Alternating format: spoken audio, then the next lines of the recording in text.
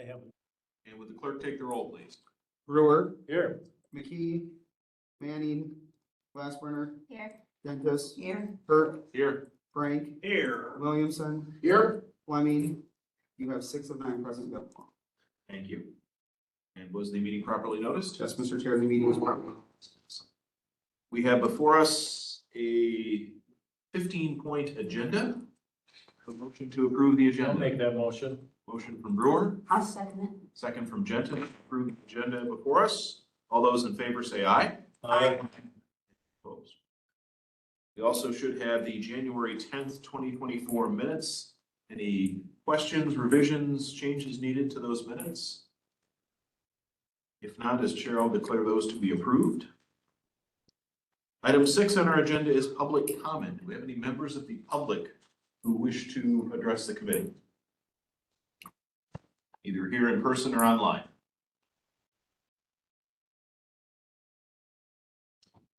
Hearing none, we will move on to the agenda to item 7, which is our vendor presentations. It says HGA is first up on our list. Hey, good morning. Can you all hear me? Yeah. All right. Is the audio coming through clear? It is. Yes. Oh, fantastic. Fantastic. We are HGA and the Concord group. I'm going to do something a little unorthodox, and if you wouldn't all mind introducing yourselves and your role in the community, and then if you could pick one thing, either a hope or a concern for the project that you have in front of us today. Why don't you go ahead, Linda? We'll work our way around the table here. I'm Linda Jennis. I'm a Richland County Supervisor, District 12. I know several of the buildings well. I know the campus buildings the most. I'm most concerned that we find out exactly what those buildings need to be updated, and if we want to sell them, what people would have to do to make them a viable entity. Thank you. Candace Pesh, the county administrator, and I think we're looking for guidance on how to tackle this huge project and move things forward and establishing the viability of our buildings and what the future could look like. I'm David Turk, County Board Member, Chair of this committee, Vice Chair of the board. Looking for answers. We have all kinds of thoughts and ideas floating around, but we need hard information to be able to make proper decisions that are going to benefit not just the population, but the county too, and our bottom line as well. So a lot of considerations we have to balance, and we need information to make those decisions. And I'm Marty Brewer, the county board chair. And my main concern here is representing the taxpayers of Richland County and how do they get out of this predicament? And by predicament, I mean, here they're left with a campus and all these buildings, and nobody has an inkling at this point of how to solve that dilemma. And they cost us money every year. We were just talking about repairing a water main break yesterday. Thank God we've got people capable who are able to jump in and do things, but it's gonna continue. It'll get worse. Thank you. I said enough. Thank Steve you. Williamson, county board member.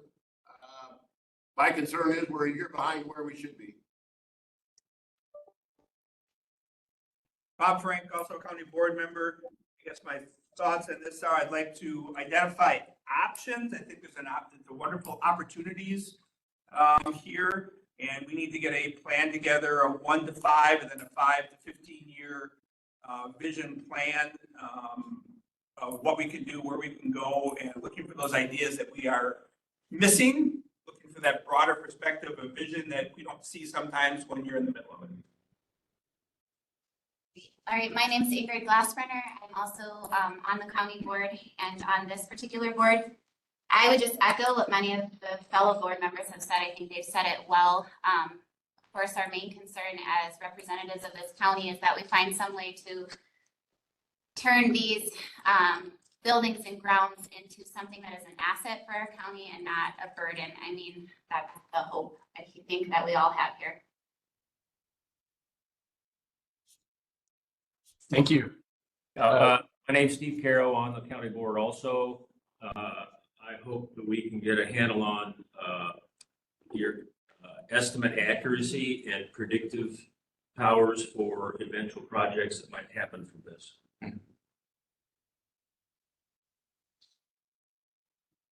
Yes. People, yeah. Randy Nelson, I'm the maintenance manager for the buildings here at the courthouse and Health and Human Services. I guess I'd like to see how much stuff really needs to be taken care of at the campus and the usage for those buildings out there. Hopefully they can be used instead of demolished. There's a lot of stuff out there. Okay, I'm Josh Elder, I'm the highway commissioner, and I share a lot of the same sentiments that we may be behind the 8 ball here and having things set out in a proper plan for the future, so this kind of stuff isn't continuing to catch us off guard.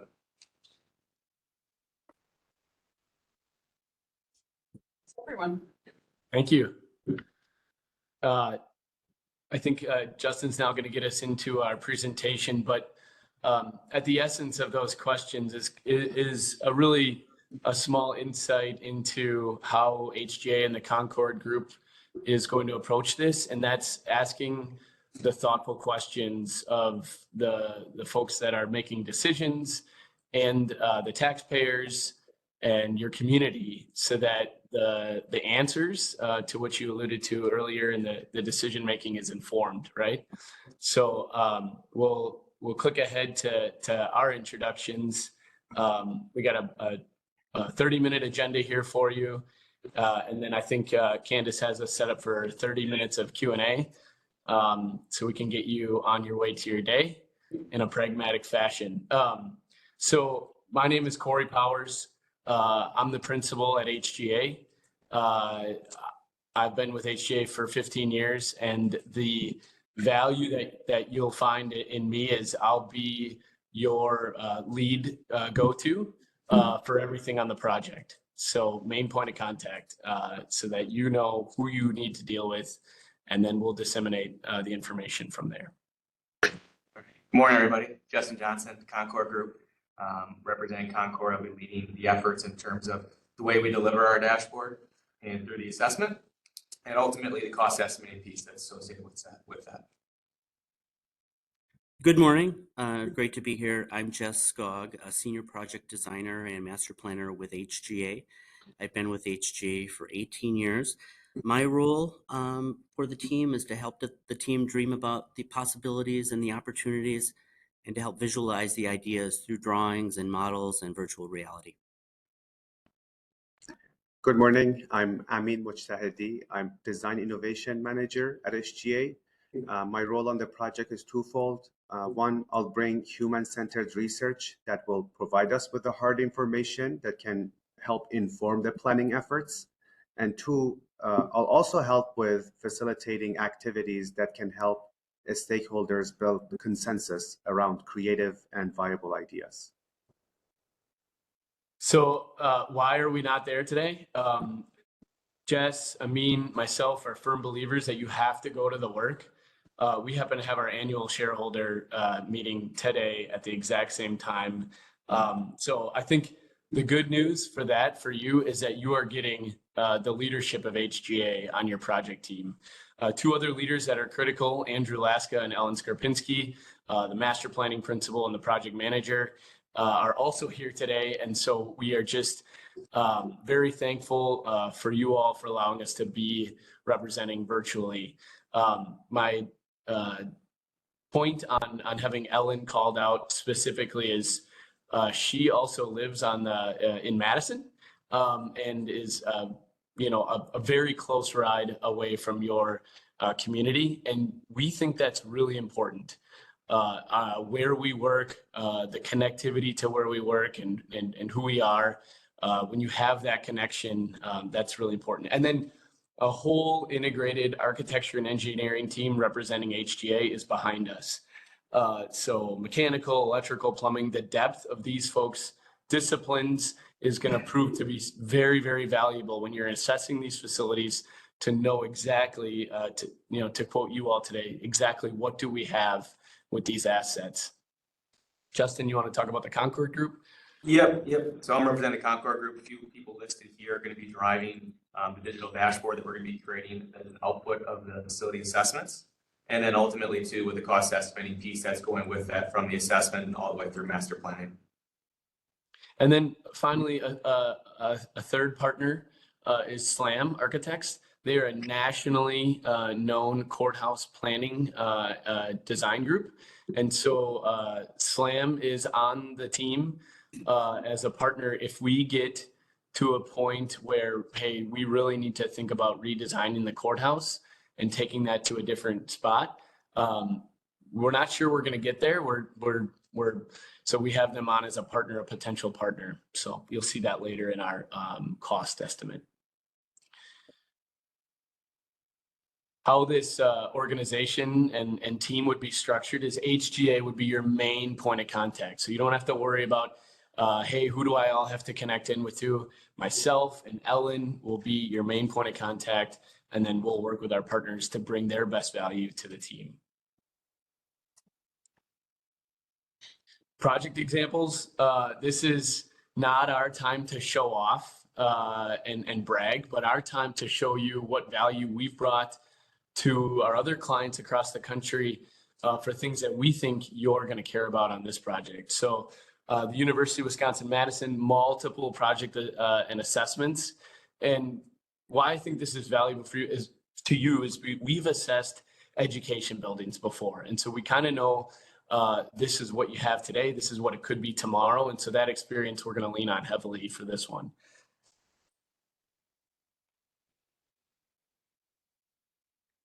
Winona University, their comprehensive facilities plan had one theme in common, or one theme in mind when they started this facilities plan, and that was resilience.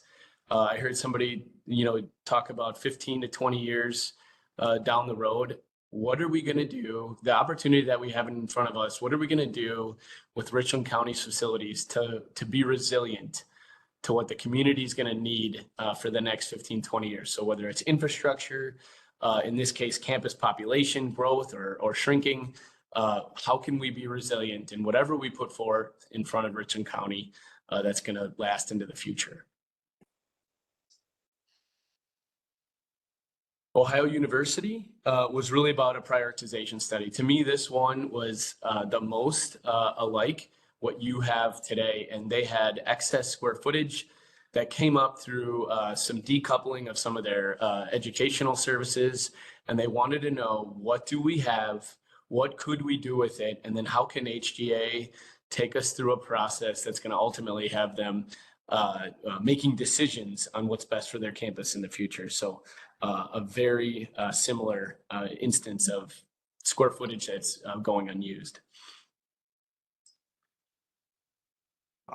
I'm sorry, my I kicked off the Wi-Fi. 1 second there. The next one that I think I have memorized from my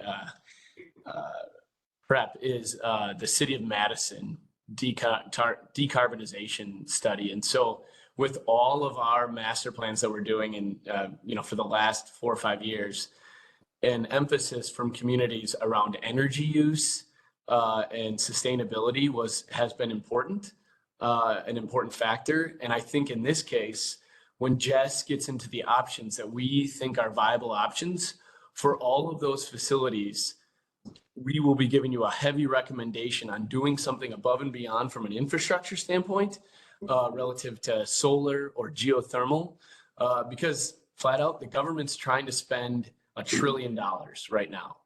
They're incentivizing not only private, but also now nonprofit and public institutions to invest in renewable energy. And so our previous project that we just finished up last week, a study on for a geothermal project, there was $1 million premium to go with a geothermal solution. The incentive, the direct pay option to our client is going to be $1.2 million for that incentive. So you're going to basically get the upgrade of a geothermal system paid for you. So you'll pretty much have an ROI of whenever they send the check, right? So a half a year. And that's important because when we get into asset management and predictive, financials down the road, knowing what we're going to be getting from an energy standpoint and in your eyes, operational cost, it's really critical to start thinking about right now in this planning stage.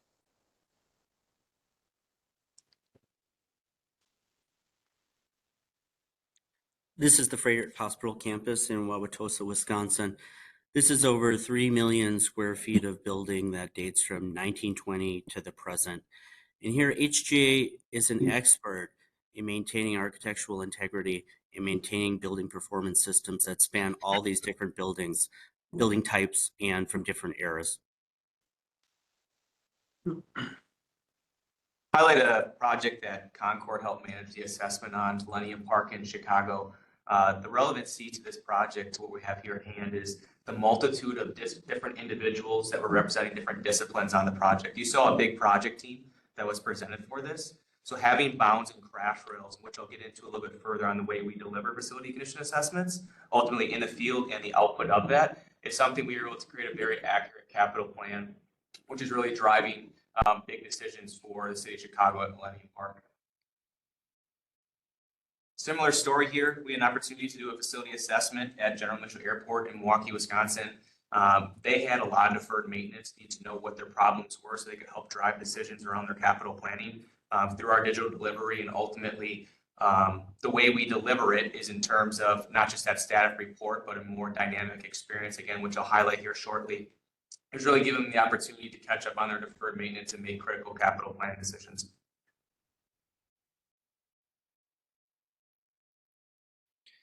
So our process, tested on the projects we just shared with you, is involved. It's roll up our sleeves, let's dive in, let's uncover so we can deliver on the concerns and hopes that you all had shared earlier in this call. Right out of the gate, we immerse ourselves in the plans, in the building, in the operational cost, in the history of these facilities, so that we can have an understanding of all the assets that you have. And then we interpret that data. So going back, plug it into the dashboard that Justin's going to share with you. And then the fun part begins. Then the cool opportunity is to dream of what this could be. So we'll create and evaluate. And then the pragmatist in me, this is my fun part, is let's make some decisions together so that the county can proceed with confidence in what we're going to be doing for your assets. Yeah, so to jump in the way that our team plans to deliver the assessment, I heard a lot of people in the room here talking about wanting to figure out what we have and what that deferred maintenance looks like. So the way this tool presents itself, it's a multifaceted tool. So our assessment team, what they're going to do is they're going to go out with their phones, tablets, gives them the ability to complete the assessment on site, taking pictures, collecting all the relevant data. The cool part about that too is we can involve all the county in that process. So we can actually sync you up into the dashboard. You get constant progress of where that assessment sits, and you really get to see that assessment come to life. And ultimately on the output, what you're seeing an example here is kind of just a demo capital planning dashboard. That typical facility assessment, you'll see that put in a large binder, and it's great for a quick read. Might put you to sleep, get shoved into the file cabinet and collects dust. Well, the way we do it, it's a digital experience and very dynamic. There's a lot of data to absorb and to understand different problems. So we create a very concise virtual viewing experience that you can manipulate the dashboard all the way from looking at one building. I want to look at just this building. I want to look at the mechanical issues associated to that. A couple filters, boom, you're there. So the ability to do this and present this in a very finite way allows us ultimately to get to that fun part of the project and knowing what we have. Yeah, I'll just add on, the word dynamic is really powerful here. We have a ton of clients that have facility conditions assessments done every 3-5 years, and they're starting to get frustrated because it's one point in time, and who knows when a water main's going to break, right? It's unfortunate, but things happen, and we need to be able to adjust and change what the outlook is for a facility, so we're not investing in something that is no longer viable, right? So having the ability to change quickly and nimble on the fly is the value that I really love that the Concord can provide for us. Yeah, thanks, Corey. And furthermore, I heard, Steve, you said you're really caring about accurate estimates and providing accurate cost data. So at Concord Group, one of our main pillars of what we do as a company is cost estimating day in and day out. We have a group of 20 people who do $3 to $5 billion worth of cost estimating annually. And the way we do it, we're not relying on historical data. As we know, in the last few years, there's been some crazy times in terms of cost of construction, material, even getting labor is becoming difficult. We have a strong pulse on the market that we get data back from a multitude of contractors and local people in different areas all the way throughout the country that we ultimately have created our own software here to dynamically provide cost estimates that are accurate. So we're able to cater those cost estimates to this specific area. It's not just general cost estimating data. And we realize one of the biggest parts of a project is having the accurate cost estimates, that can be detrimental to a project proceeding forward. The worst thing ever, especially with facility assessment, is you say, all right, this is my budget, this is what I need to budget for, and all of a sudden you come up way short. And now it's cutting back and deferring things further. So this is a big piece of what we do at Concord, and where we fit into the team is providing that accurate cost data. This is just a snippet of kind of the integral workings of our tool, again, customized to be able to be very specific and precise for this specific project.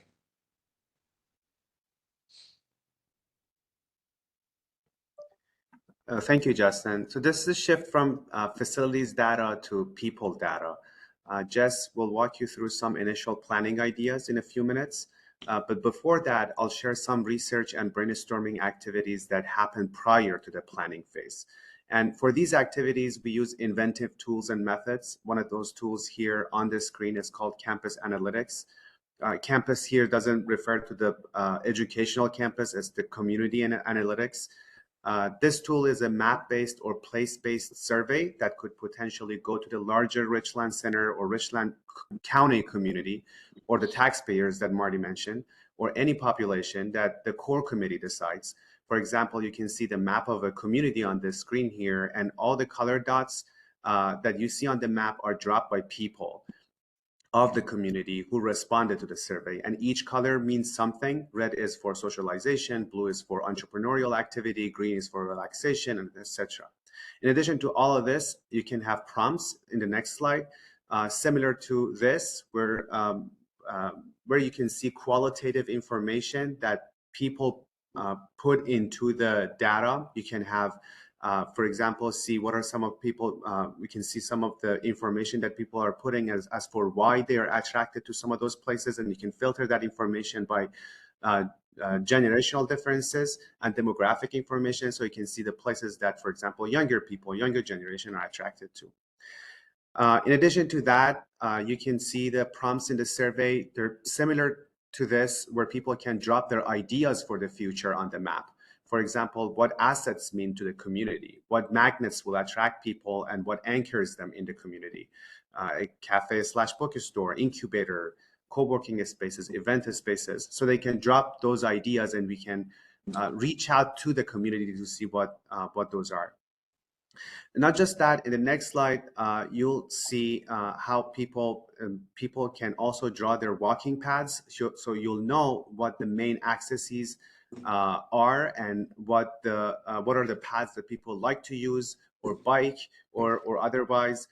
In the next slide, you see another example, just like walk you through an example of a master plan for McAllister College.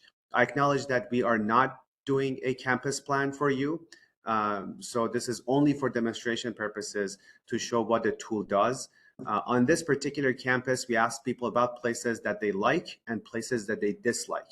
Now, ignore all the text. If you squint, you'll see that all the likable moments are at the heart of the campus, are centered at the heart of the campus. And all the disliked places, places that are windy, dangerous, and cold, according to people, are at the perimeter of the campus. Now, for many years, the campus wanted to create connections with the community, but all those cold, dangerous places are placed at the moment where the campus and the community actually touch and connect with one another.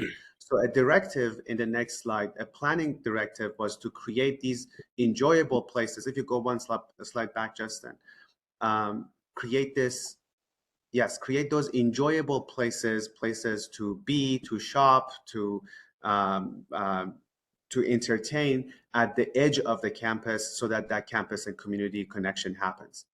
Another example in the next slide, we ask people in the community to tell us where they go to socialize and eat food, where they go to learn something, where they go to relax, and places that have symbolic value for them. So the physical place matters to them. And usually when we do a study like this, the first question that pops up is, are there places on community where all these four colors intersect? And to answer questions like this, obviously we do our own analysis first. But then we also bring those plots, we create those plots and we bring them to the community, we bring them back to the people and have them add their own stories to the data. We call these sense-making workshops. And from their stories, we extract planning insights. For example, on this project, we learned that places where all these four dots intersect are as rare as four-leaf clovers. And these four-leaf clovers were universally loved by all the community members. And as a matter of fact, one of these four-leaf clovers was designed by HGA in the next slide, which is a Center for Arts and Performance. Now that the community knew the formula for success, you'll see here in the next slide, they started deploying and planting those moments, those four-leaf clovers, those four experiences intentionally in different places in the community. And the application for you in the next slide could be mapping Richland Center's 2, 3, 4, or 5 leaf clovers, places that matter to your people, and draw those insights and inspirations from the heart of your community, and then intentionally plant them in different buildings on the campus and beyond. One last capability of the tool is that it allows for the community members to prioritize projects based on what matters to them. This is most important during phasing, or the pragmatic part that Corey mentioned, where the core committee is weighing options based on speed of execution of budget, but they can also enter this other variable that is the community's sentiment about which projects matter to them most. Finally, this last slide, just to show what engagement, so this is kind of how the community can prioritize, but this last slide next is basically showing tiers of engagement. Everything that I just talked about in terms of this tool is the tool that help us to reach out to the larger Richland community. We draw inspirations from them and we inform them about these changes. We could have potentially town halls. And on the next tier, and the top of the tier that makes the validate decisions and authorizes these decisions, it's you. So it's the core committee and people in the room. We do visioning sessions with you. We will have frequent update and validation meetings all the way to final delivery. And this is a good model. It's okay. I mean, it's called change by mandate. But what we usually advocate, and it's totally up to you, what we usually go for is change by movement, which is in the next slide. And we usually create this co-creation group that is comprised of members of the core committee and members of the larger Richland community. You might already have this group. And we basically bring these people into the co-creation process, and they create an influence with us. We'll have visioning workshops with them, the sense-making workshops that I just showed you with interpreting the data, bringing stories to them, ideation workshops to think about the future possibilities, and eventually iterating those ideas and bringing back those stories to their community. And eventually, if you click one more time, we could have different tracks for this project as well. We could have 3 co-creation groups. One is focusing on UW campus, the other one government center, and another one community services building track. So we could have different tracks. Of course, there's going to be communication between the 3, but it will help us to do a level of compartmentalization to come up with ideas first, and then do the cross-pollination between different groups. Great. I'm going to share a little bit about HGA's design approach. We get started by looking at the community and the context. All of HGA's solutions are unique to each of our clients' needs, and nothing is out of the box. And the obvious place to start here is an admiration of Richland Center. natural landscape, which obviously is gorgeous and such a key component to lifestyle in Richland Center, and also the access to recreational amenities, trails in the Pine River. The next slide, please. We also admire Richland Center's hometown charm and the slower pace of life and the quaintness of the downtown, how it remembers the past and how it builds on the future by investing in investments that support the community. In the bottom right, the recent addition of the aquatic center. And also in this case, really understanding the impact of the loss of access to education that the community held so dearly. But we're really excited about in Richland Center is its future and all the hard work that was put into the comprehensive plan in thinking about how we could reverse the forecasts of population by attracting families and younger people to Richland Center, how we can expand housing at various cost points, create more jobs, and advance and build upon the marketing efforts that really want to exploit Richland Center's natural resources to attract more tourists. We talked earlier about your ambitions and your dreams for these projects, and some words that came out were, opportunities and options, and turning, buildings into assets and not burdens. So what we like to do is create some extreme ideas, come up with bold ideas that, to be honest, probably don't work. But we're going to look at 3 big ideas, and maybe there's nuggets in each one of those ideas that will carry forward and help us develop a hybrid scheme at some point. The 3 schemes talk about the existing assets, and we're only going to focus on one campus or one site. We know we have 2 sites. We have a former educational site and we have the civic site downtown. For today, we're just going to look at this former UW site. We've got 7 buildings here just north of 14. Another component that really came out of that comprehensive plan are the idea of resiliency and connections.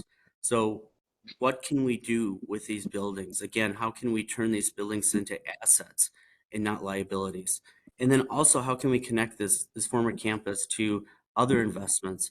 Desire to densify downtown. We're only a 30-minute walk from downtown, and we're a 10-minute walk from the aquatic center. So as I said, we're going to look at 3 schemes. This is your existing site, and this is a business-focused site, bringing jobs, attracting jobs to Richland Center. We're going to keep all the existing buildings, but we're going to repurpose them and reimagine the site in a ring road configuration that could support a new grocery store, more retail, education, trade school, and create an incubator that attracts entrepreneurs to Richland Center. The second scheme is housing focused. Now that we have jobs, we need housing, and we need housing at various cost points. So in this case, we're repurposing some of those university buildings as support spaces and amenities for multifamily development, business center, clubhouse, fitness center, and leaving the existing rec center, which is also a value amenity to the community. We've done this in the past. This is the Echelon apartment buildings in Wauwatosa, Wisconsin, an old orphanage where we converted 2 buildings to office space and an amenity for a multifamily development, and then converted the foundations for 2 of the other previous buildings as enclosed gardens, and then built a ring of multifamily around that original development. The last scheme is tourism focused. This scheme says, how can we expand on marketing Richland Center's resources to create an entertainment and dining destination with hotels, maybe a venue for conferences or weddings. So, like I said from the beginning, these are big ideas. They probably all don't work, but maybe there's a piece in them that we can carry on and carry forward in thinking about a 1 to 5 year plan, a 5 to 15 year plan, and basically big ideas of what the future could look like. Thanks, Jess. And then as we come together as a team using our Choosing by Advantage tool will be used to find those key nuggets that Jess talked about, come up with a hybrid, and now we can start speculating costs over the next 5, 10, 20 years down the road on what these assets mean to you today and what they can bring to you tomorrow. HGA fundamentally is a super transparent group. We're also pretty pragmatic. So you laid out 8 key requirements and objectives from your RFP. This is exactly when we're going to be meeting those requirements and when we're going to be doing them. That was listed in the proposal. And as we work through this schedule, I heard, somebody say, we think we're maybe even a year behind. We think the next 4 to 5 months is just an absolute critical moment for your community. And we're ready to start running. So if you look at the next slide, this is kind of the schedule of when we're going to be doing what. And then our transparency and the way I like to, work my practice is ultimate financial transparency. So what you're going to be spending and when you're going to be spending it. As representatives of the taxpayers that you referenced earlier, we owe you that. We owe you that transparency, and you'll get nothing but that transparency from the start of the project to close out. So we want to build a relationship with you all. And to me, transparency is the start of that. So with that, I think we were like at 11:07 when we started after roll call. So I think we're into our 30th minute here, and we'd like to open it up to the board for any questions that you might have. Excuse me, Brett Flex, thank you. Do any committee members or those present here have questions to ask of HGA? Geothermal. Go ahead, Mark. Geothermal was mentioned, and we have some experience with geothermal at our nursing home. And, it was a rude awakening when we found out how much it took to run those pumps, circulate the water. So now I think we're on the right track. Now that we have the sunshine providing electricity for us. Can you elaborate a little bit on that? I mean, obviously there've been new innovations all the time. Yeah, I can take that one. I can't speak for everybody's design. So I don't know what you have out there, and I'd love to roll my sleeves up and see what you have going on there, so we can make sure we're not replicating problems for you. But in our previous experience with geothermal, from an operational cost, it should be more cost effective than a traditional forced air solution. And the maintenance is either on par with a traditional air handling unit with a boiler and a chiller, or less, because you're just dealing with a heat pump and the pumps going to the actual bore field. So I'd love to actually, I don't know, we like puzzles. So I'd love to actually come out and see what you have going on at the nursing home, because it should be less of a burden operationally for you. So yeah, we are seeing a lot of movement in geothermal, given the, like I mentioned, the tax credit that the IRA tax code is now offering to building owners. Did that answer your question? Yes. Okay. I'll follow up on that in a more general way. If you could speak to your methodology when you reach these first cost versus life cycle costs decision points, and whether we would be part of that loop, if you could speak to that. Yeah, I can let Justin talk about what the estimating, goes into, the first cost from a capital planning standpoint when we come up with, Jess's hybrid of buildings. But hopefully there's a mix of investment and actual income for some of these properties, so that you're beginning to create an actual ROI for these investments. So when we talked about the entertainment, or we talked about housing, taking you through that real estate year by year cost analysis, that's going to be where we'll show you what these facilities could be bringing in terms of a financial asset to the community, and then what their operational costs are from an energy use, from a maintenance standpoint. And so there's industry benchmarks from BOMA and other building organizations that project what an apartment building is going to cost you as a building owner, and then what your source of income is going to look like for those facilities. And so we have that I'll say financial tool that's going to show us what your next 20 to 30 years is going to look like in present day value. Yeah, Corey, just to tap onto it a little bit further, I think the value too, I hit on some different things that Concord really hangs its hat on. But what differentiates us from other cost estimating firms and other people who do cost estimating is that conceptual budget. So it gets easier and easier to put cost estimates together the further along design you get, right? We hang our hat on providing that really initial accurate cost budgeting type of conceptual budget, which really drives projects and ultimately keeps project on track and going. So just add on to that part. Other questions from the committee? Yeah, so in working with the community and getting the input and looking at your pyramid, you got the core group, and then you've got the Richland County co-creation groups, and then you got the larger. How is it you reach out to these groups? How often do you plan to meet with them? How do you bring the right people together for some of those data gathering? Yeah, absolutely. That's a great question. I just also wanted to quickly mention that about my background. They sent us to different rooms. We're all in the same hotel. I got the speakeasy and Corey got the library. So that the flamingos in the background. That's where it is coming from. Wasn't intentional.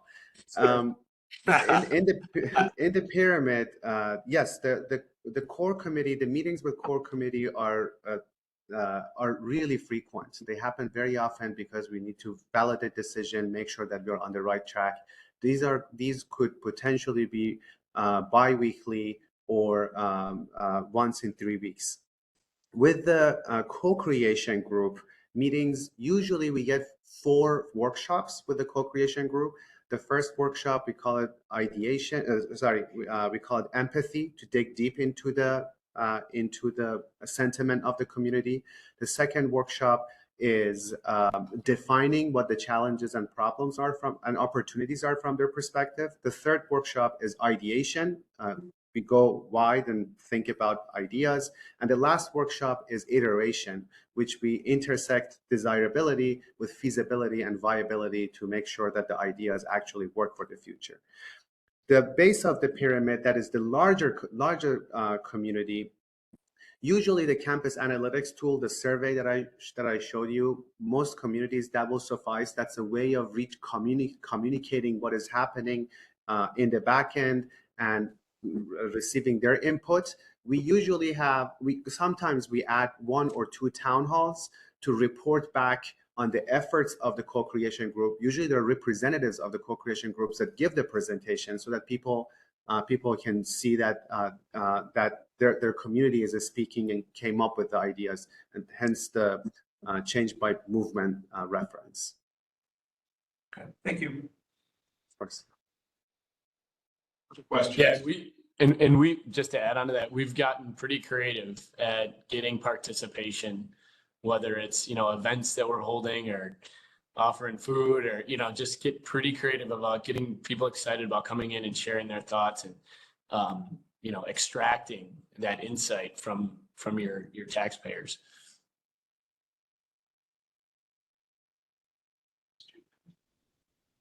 Any other committee members, questions? I was probably sleeping because I'm old, but the 3 focuses, one was hotels, tourism, the other was based on workers, developing, expanding our work base, which is critical. What was the first one? I didn't make a note of that. The first one was business focused and jobs. The second was housing, and the third was tourism. And those were 3. Did you mention an incubator? Yes. The first one? Yeah, that was the first one, the business focused one. Thank you. And we extracted those from the Richland Center Comprehensive Plan, themes that came up to try to, think about the future and reverse trends and attract more residents to Richland Center. Or maybe a blend of all three, Yep. Exactly. That would be the hybrid. right?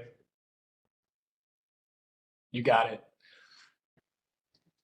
Yeah, I would add though that what Jess presented is more a demonstration of the process. When we get to the project, the ideas are going to be richer and more extreme, and as a result, it will lead to better hybrid options. But this was more we're to prep for the interview. This is more of a demonstration. An example of how we work. Anybody else have questions for them?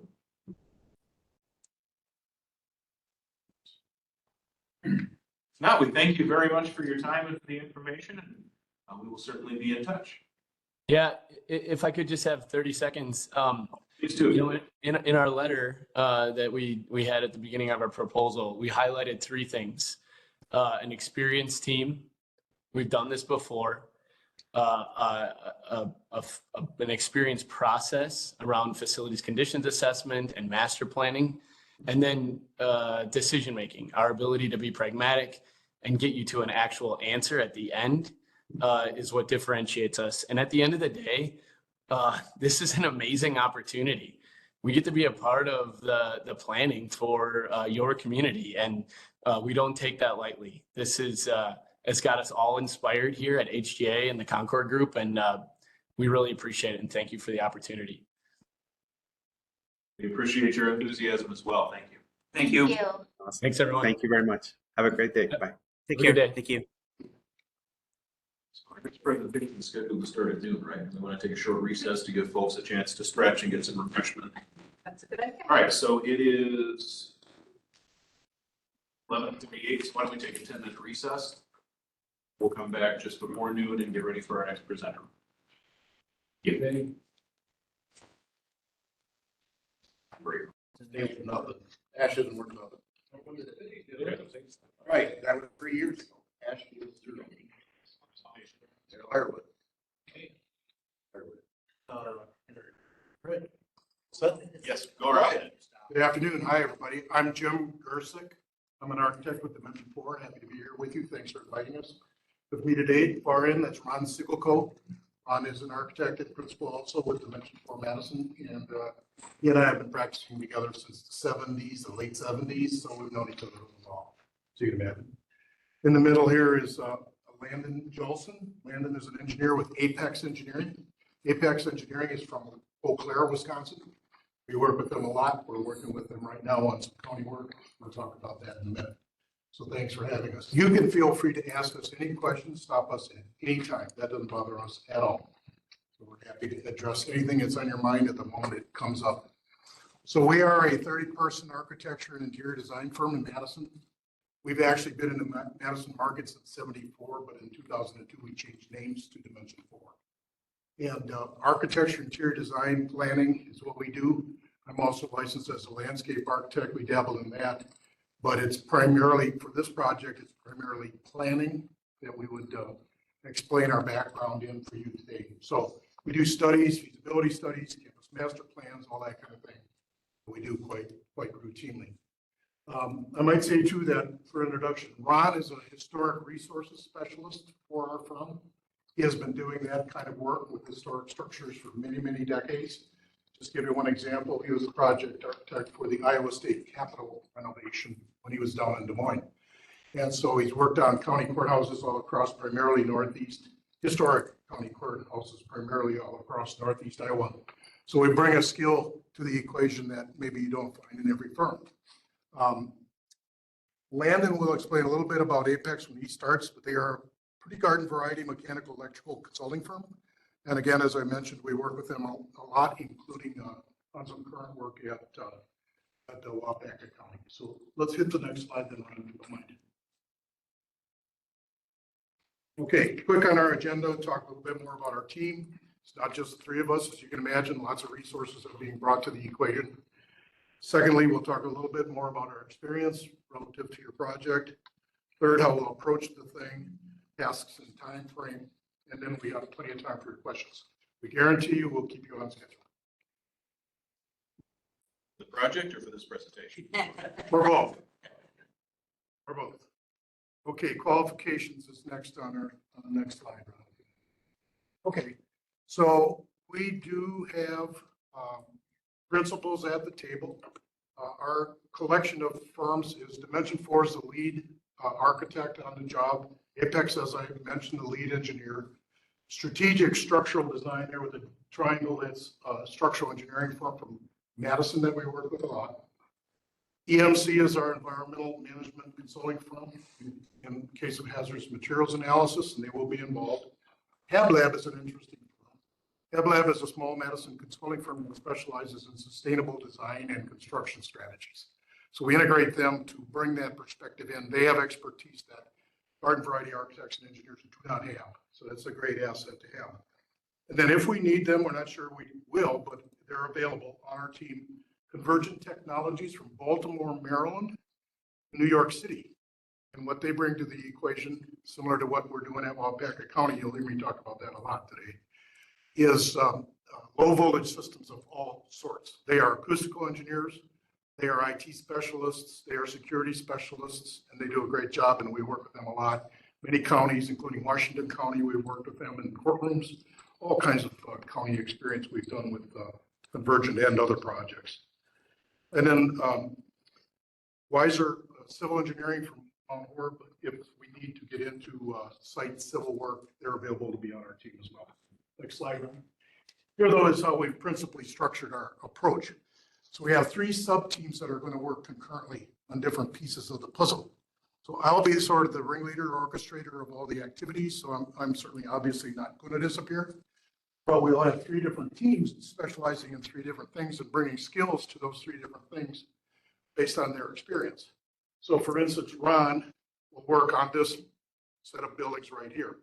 Again, Peter's addition is our courthouse. Ron and David, our other project architects, will focus on this context right here in this building. Okay. While they're doing that, Kate, who's an interior designer, currently working with me at Waupaca County on DHS. We also work together at Ashland County at DHS. So Kate and I will be looking at that building across the street. I don't know what its history is, but I call it Shop the Pig. Did it used to be a grocery store? There you go. Maybe that's why I call it Shop the Pig. Okay, then thirdly, Marina is one of our project architects. She will head up the activities and particularly the planning for the UW Richland complex buildings. So we have 3 different teams and we will weave together all of their activities. But important for you to know, 3 teams working concurrently, and Apex will service all 3 of those teams, whatever their needs are in their particular challenges. Okay, so far, all experienced people, no amateurs or rookies in any of our teams. Okay, next slide, Ron. So project experience. I don't want to bore you to tears. Let's start and then leave Waupaca County. At Waupaca County, we started 7, 8 years ago by doing a study just like the one you're asking to be done here for their county courthouse. We completed that study. The pandemic hit, things went on the back burner. Last year, 2023, they asked us to revisit that study, freshen it, bring it to today's needs. It's a 5, 10, and 20-year look forward. It happened as a result of that freshened study is implementation. So we're in the process right now of working on 138,000 square feet, every square inch of that courthouse in Waupaca. Courtrooms, et cetera, on the top floor. The district attorney's suite is expanding. Corporation counsel's up there. Middle floor is entirely DHS and public health. We're remodeling public health right now in the heat of design on that. And the balance of DHS will be coming forward. The collection of all of these projects is $35 million in that courthouse. First floor, we're going to completely remodel. Security and infrastructure are driving that project. The electeds are saying, this is not a secure building. We've got to do something. We cannot wait for a catastrophe to happen. That'd be on us. So we're moving forward with infrastructure, replacement of heating, ventilating, and air conditioning, lighting, getting them to the 21st century with LED lighting, et cetera, and security. So we're going to use a system I'll mention real quick called Evolve. If you haven't heard of it, you should have because you've experienced it. You just didn't know it. If you've ever gone to a Walmart or Disney World, you were checked for a metal detector called Evolve. You just didn't know it. So we're working toward digital technologies as opposed to staffed positions to screen for weapons. Interesting twist. In that project, we also surveyed all departments. They have many, just like you do here in Richland County. All the departments and the elected officials. We'll talk about that more in a minute. Next slide, Ron. State of Wisconsin asked us to study many, many state office buildings just in the last couple of years because they're looking at consolidation and closing. They are implementing remote work in ways that we don't understand, typically. My wife works for Department of Revenue there across from the Dane County Coliseum in Madison. Most of that building is empty most of the time. It's a large building. It's just the way it is. Remote work has taken over many agencies. So they're looking at consolidating. And just like you with what do we do with all these UW Richland buildings, they're looking at being more efficient because they have to cut costs, just like you do. So 26 agencies. We did online surveying. And we did for Waupaca County too. But what I mean by online surveying in its humblest terms is Survey Monkey. So I send you a Survey Monkey and ask you to answer these dozen questions. If you're a department head, it might be 30 questions. And every employee got a Survey Monkey. We don't actually use Survey Monkey. We have our own different software that we use, but you got the idea. So we've asked all kinds of people, all of their opinions about all kinds of things through survey questions. We also have reached out and asked electeds and others to participate in these surveys. That's been a powerful tool.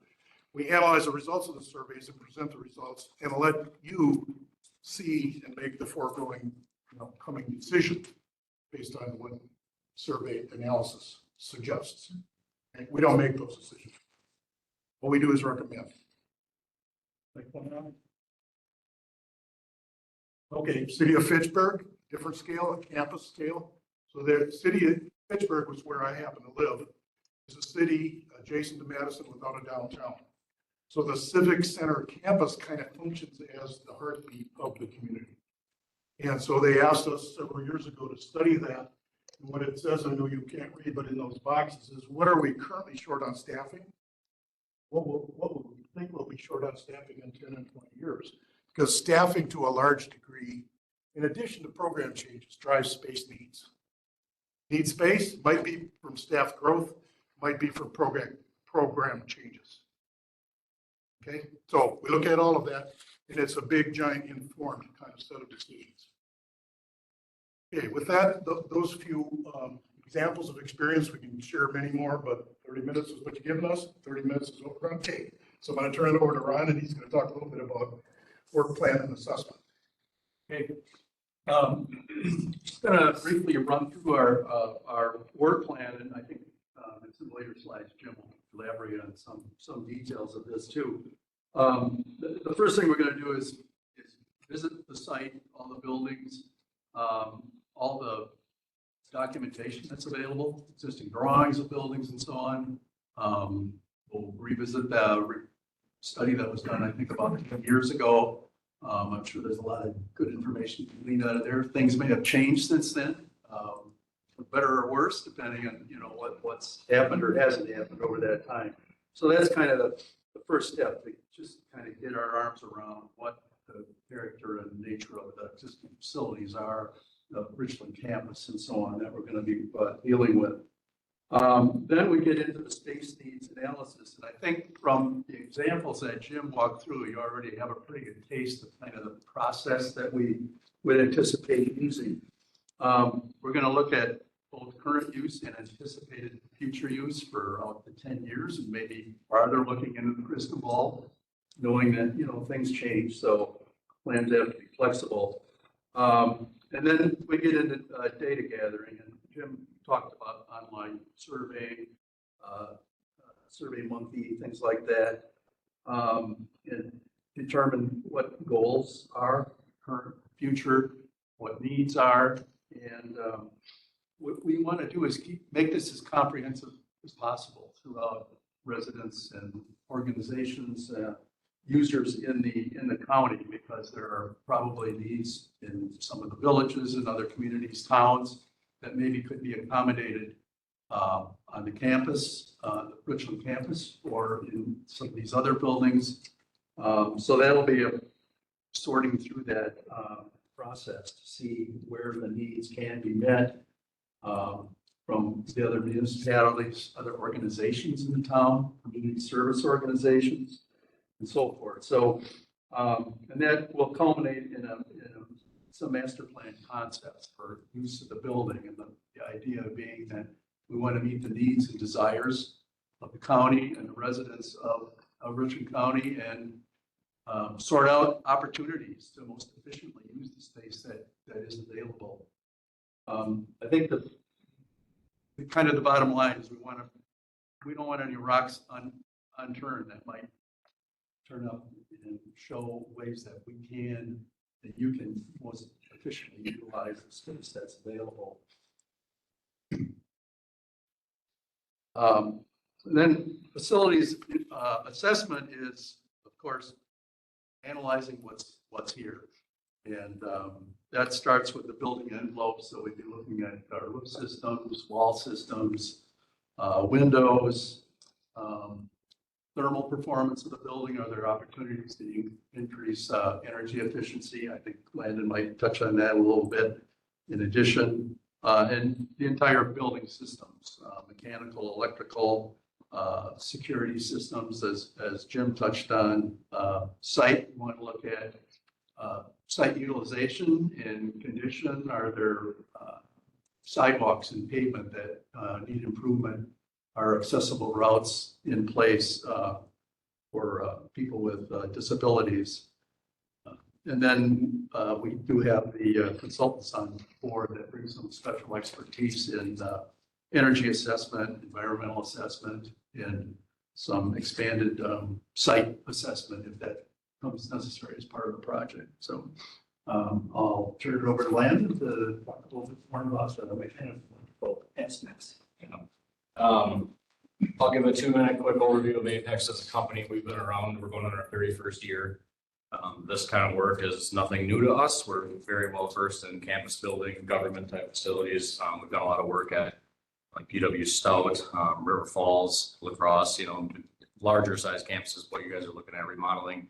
Plumbing wise, electrical and HVAC as a whole, a lot of the equipment is nearing or past its life expectancy. So a lot of the things I'm going to talk about quick are going to be how things are nearing that point or past it, and what you guys have for an opportunity to replace it. So starting out with plumbing, a lot of your plumbing fixtures have, manual type flush valves or, operated sink.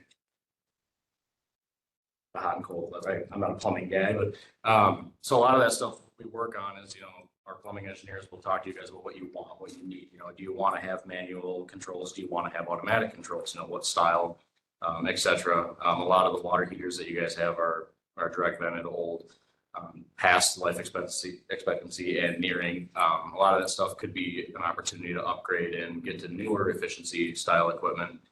ADA clearances and different things that you guys have at your facilities right now aren't all that accommodating for what you guys might need in the future. So that's something that we can look at too.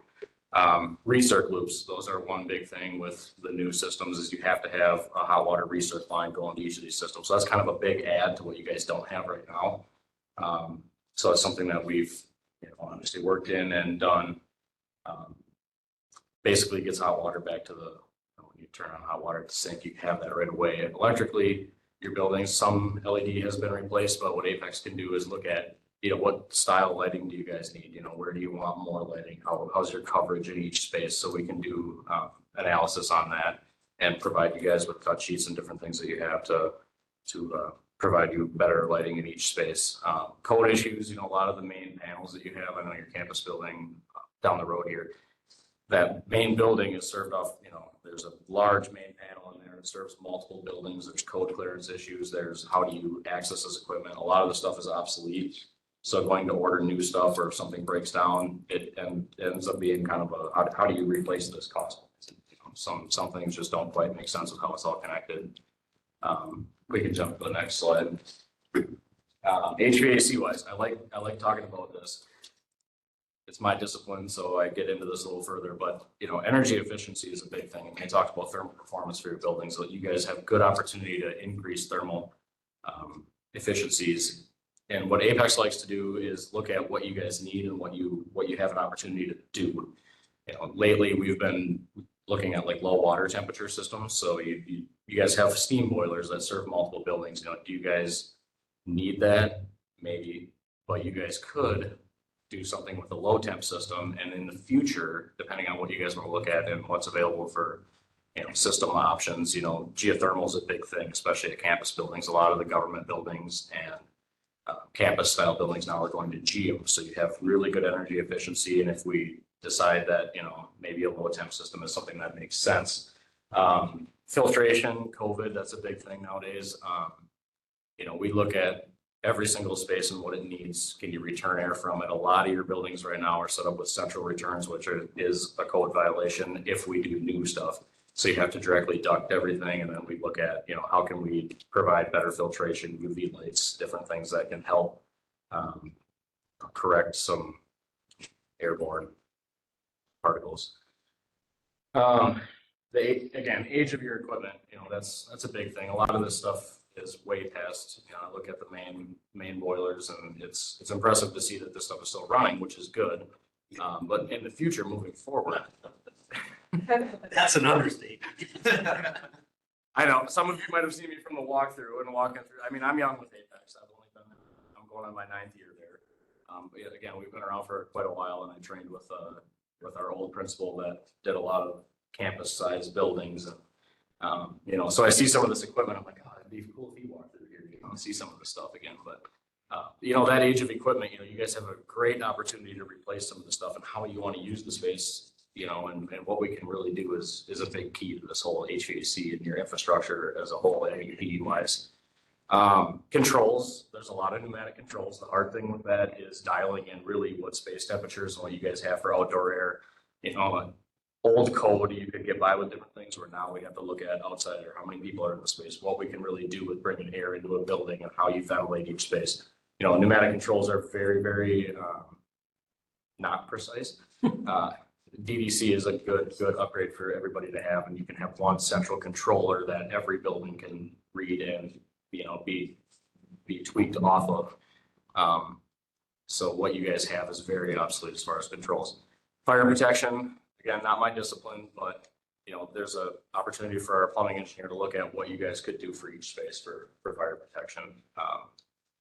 So that's what I have. If anybody has any questions, let me know. And they're helping us, we're working together to change Wapaka County Courthouse to a geothermal system. That's several hundred wells being drilled in the parking lot. The Hotel Julian Dubuque that we remodeled several years ago has several hundred wells drilled in their parking lot. Not unusual and very efficient. Yes, sir. I think you just answered my question, and that is, we have one giant boiler out on the campus that feeds several buildings. And I've always been troubled, how do you parcel out, let's say someone comes along, we want a building. We're really interested in maybe the Roadrunner facility in the Performance Arts Center. But how can we heat that without the boilers? But I think with geothermal wells and adopting that kind of strategy, maybe that's possible. Right, and you put heat pumps in individual buildings. So you might enter all those wells to one place, but you distribute that supply and return water from those wells to different heat pumps. So it's pretty common and very efficient.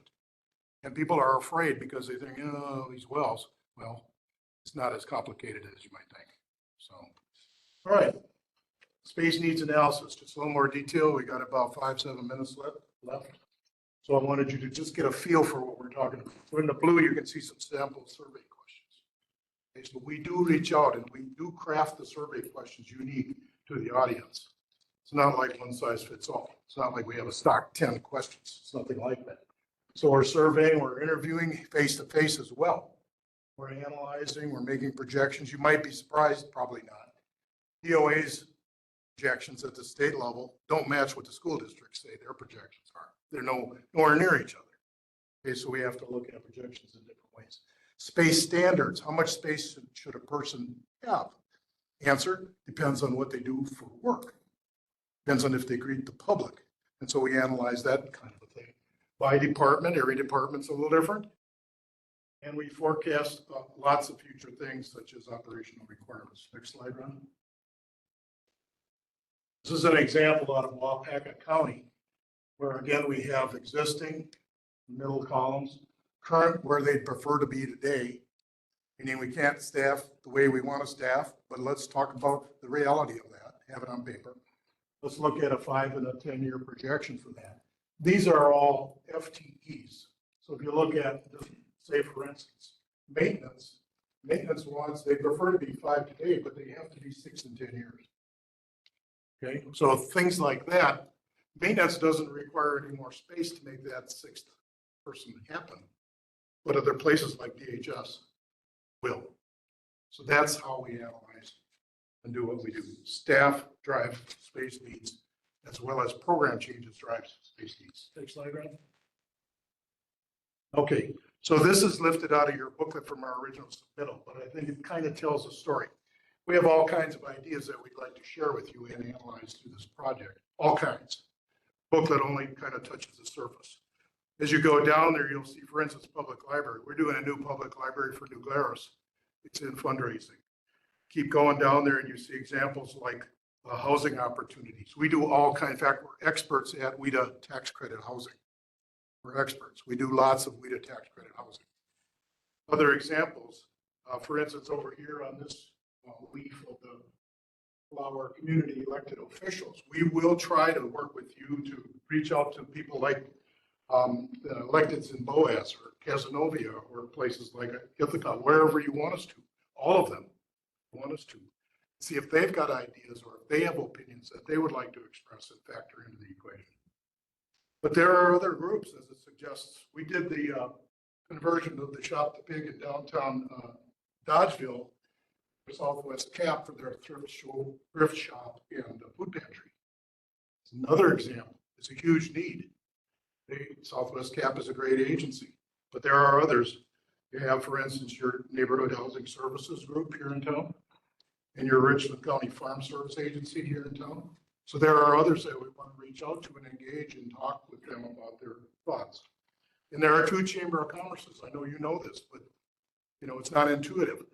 There's a Richland Area Chamber, but there's also Richland Center Tourism.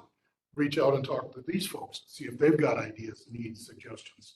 One of the good things, for instance, is the High Bay building, the gymnasium, I call it High Bay building, that could easily be used by multiple departments that have vehicles.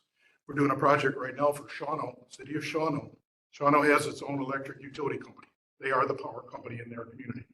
They have bucket trucks. You have bucket trucks. These may have adequate space right now, and maybe not. And so we'll explore all of that kind of thing and try to do a matchup with the buildings.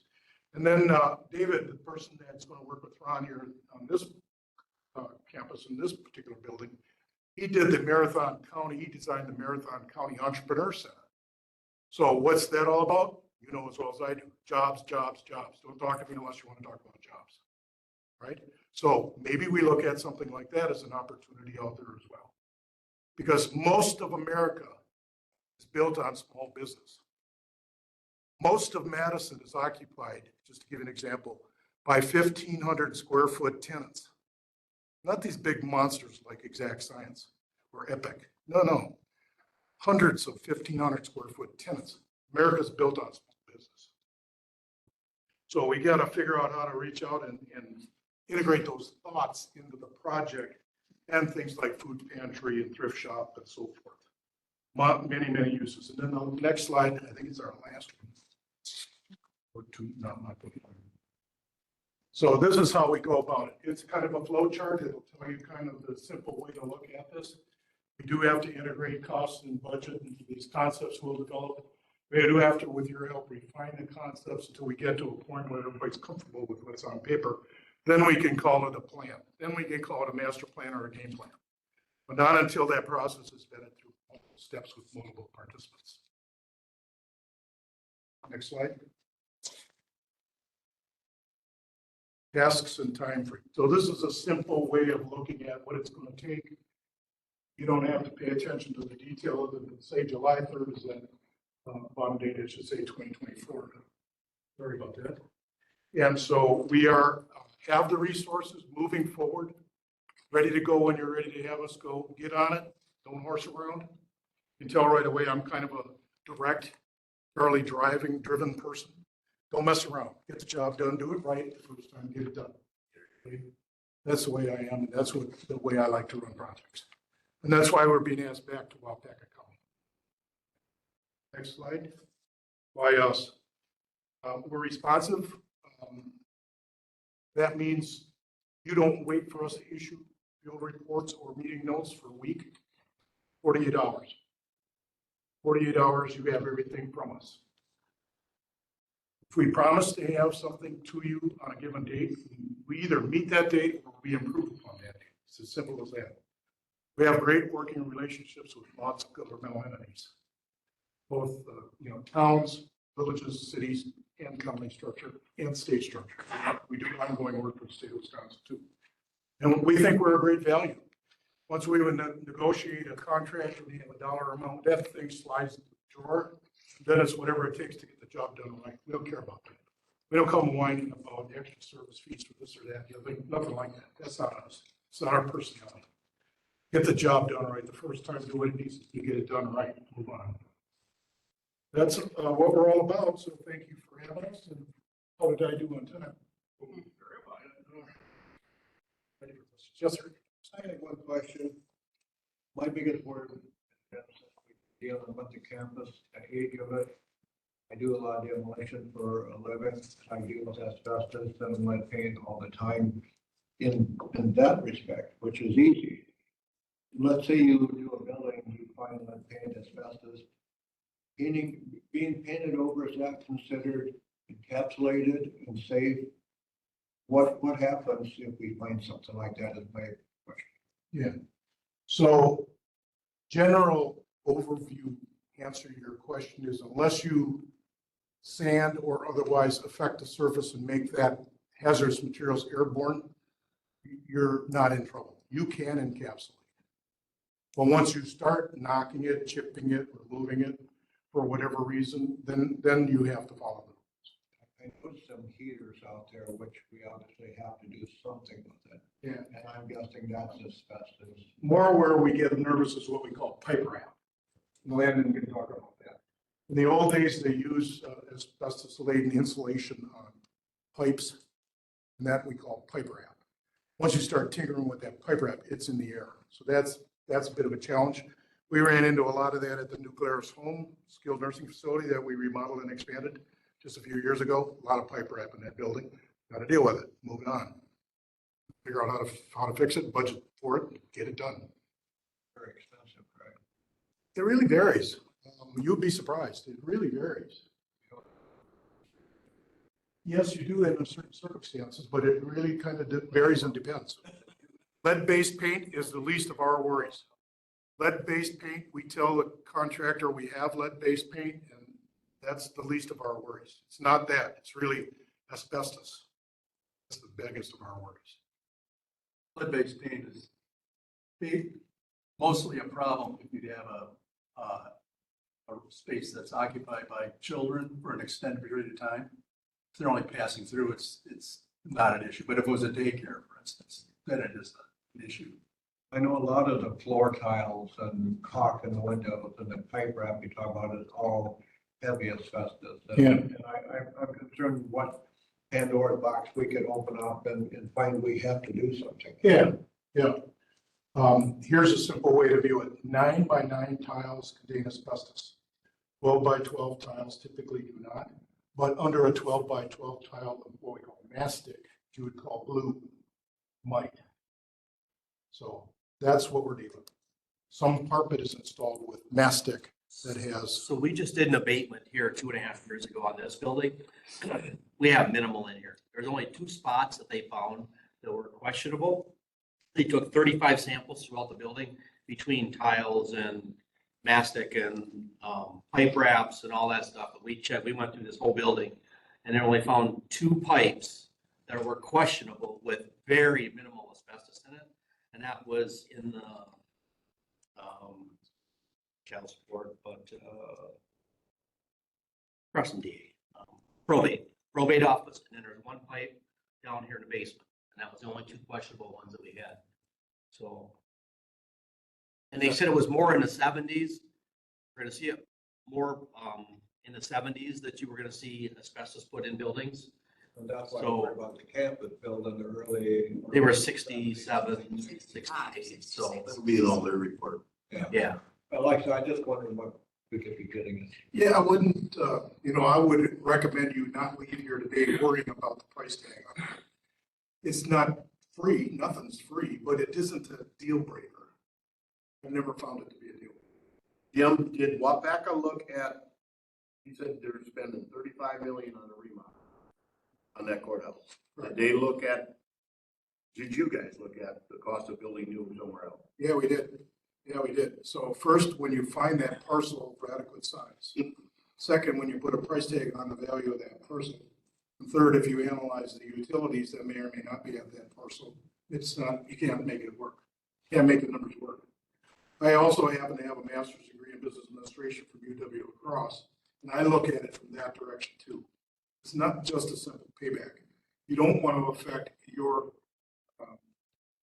county's bond rating. Even if you do want to borrow money to get a job done, there's a limit. We've got to make it work. So we tend to fit the scope to the funding that's appropriate. Not a penny more, and it's foolish to go less. Yes, sir. Mr. Carroll. Yeah, along those lines, in your presentation, you mentioned cost analysis, but could you expand on that? Because obviously, once we get this proposed design, we have to figure out how to fund it, and we don't want to have to go back to the bank afterwards. I want to hear how you guys make sure your estimates are accurate. Let me just use City of Fitchburg as an example. We studied every department in that Fitchburg campus, the library, every one of them, parks, senior center, every one of them. The primary driver of space there is the police department. Okay? Guess what? I live in Fitchburg. I just read in the paper last week. Their $35 million project that we recommended to them at that time has grown to their new plan, $50 million. Okay, so we looked at an addition as a possibility. The addition onto that building, make it work for the city of Fitchburg, would have required land acquisition. Lucky for us and them, Bill Linton is very much pro-mega, Fitchburg, pro-Fitchburg, and he would have sold them the land. It's a cornfield. They've made the decision because of the evaporation of the town of Middleton, part going to Madison, part going to Fitchburg, that they would build a new police station elsewhere. So we looked at all of those options, put price tags on all of those options, including the impact on staffing, shared spaces. So for instance, in Wapaka, DHS is going to share space with other departments that have nothing to do with human services. Understood, but I'm asking, how do you actually do estimates and localize them to specific markets and locations, and how accurate have they been? Oh, the mechanics of how we do this. I get it. Sorry. Okay. We do takeoff type estimates every time we can. If we have to use per square footage, a rule of thumb type estimates, we will, but we don't like to. So if we know that this is minimal renovation, we look at the elements. Do we do the windows? Okay. It's not that hard using Revit to figure out how many square feet of windows there are in this building. Not that hard at all. Okay. It's not as easy as clicking a button, but it's not as difficult as a manual takeoff. So every chance we get, we do manual or automated takeoffs of quantities of materials. Count the doors. Look at the square footage of ceiling and use of, maybe it's $4 a square foot for a 2x2 land with a new grid. Work with them on similar elements on mechanical and electrical. Is it a geothermal system? Well, that's completely different than a central boiler with area animals. Look at those details and right size the estimate to the scope of the project. We can't do it unless we're using a fine-tooth comb. I have to leave. Thank you. Sorry to hear that. Nice to see you. I gotta go drive school bus. Early closing today. Mr. Siegelkow, are you from Berlin? I am not, no. Let's It's the only other place I encountered Siegel County, Siegel County Road twice a day for 30 years. Oh. Thank you. Great to see you. Thanks for joining us. Appreciate it. And, Yes, Ms. Jensen. so about the geothermal and redoing on it, are you working with us with grants for these types of projects? So there's focus on energy money, but it's not a grant, it's an incentive.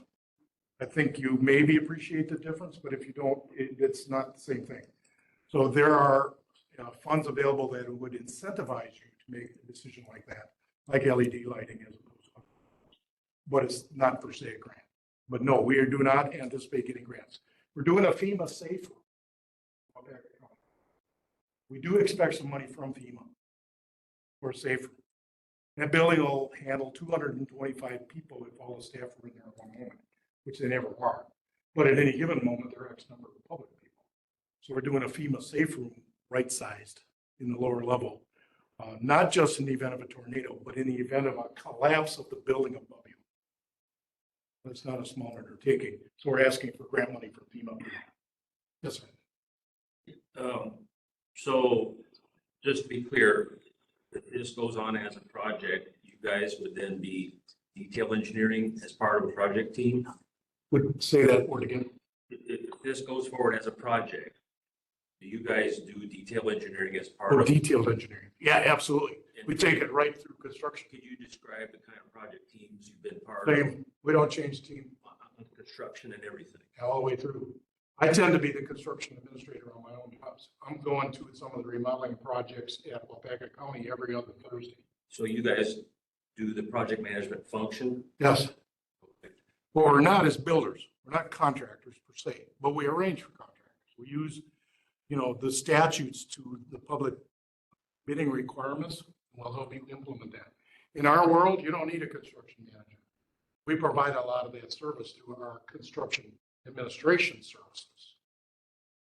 But we're not builders per se. We will help you meet your statutory obligations of public bidding to get it actually implemented. Does that make sense? You look confused. Award the subcontracts? No, we're not going to function as a construction manager. Well, that's what I was asking. No, we're not. We don't offer that service. There are construction managers out there, lots of them who would like to offer that service to you, but we're not one of them. We're just designers and consultants. Should say just, you get the idea. Good questions. How do you pronounce Marina's last name? I'm sorry, say it again. How do you pronounce Marina's last name? Beladsurkovskaya. She's a Russian lady, and she's been in the States for a long, long time. She's a graduate from Texas Tech. And so, but I try not to say her last name. I don't think anybody does around the office. No, we can't hire any more Marinas. Got Murata. She's not much better. Madara. Yes, Madara is from Sri Lanka. We have quite an interesting. Jim, I had the question brought up. What was your estimated cost What? for the project? Oh, are we, Candace, should we talk numbers? Yeah, back to. I don't have my notes from. Yeah, it's in the 2023. Yeah. Oh.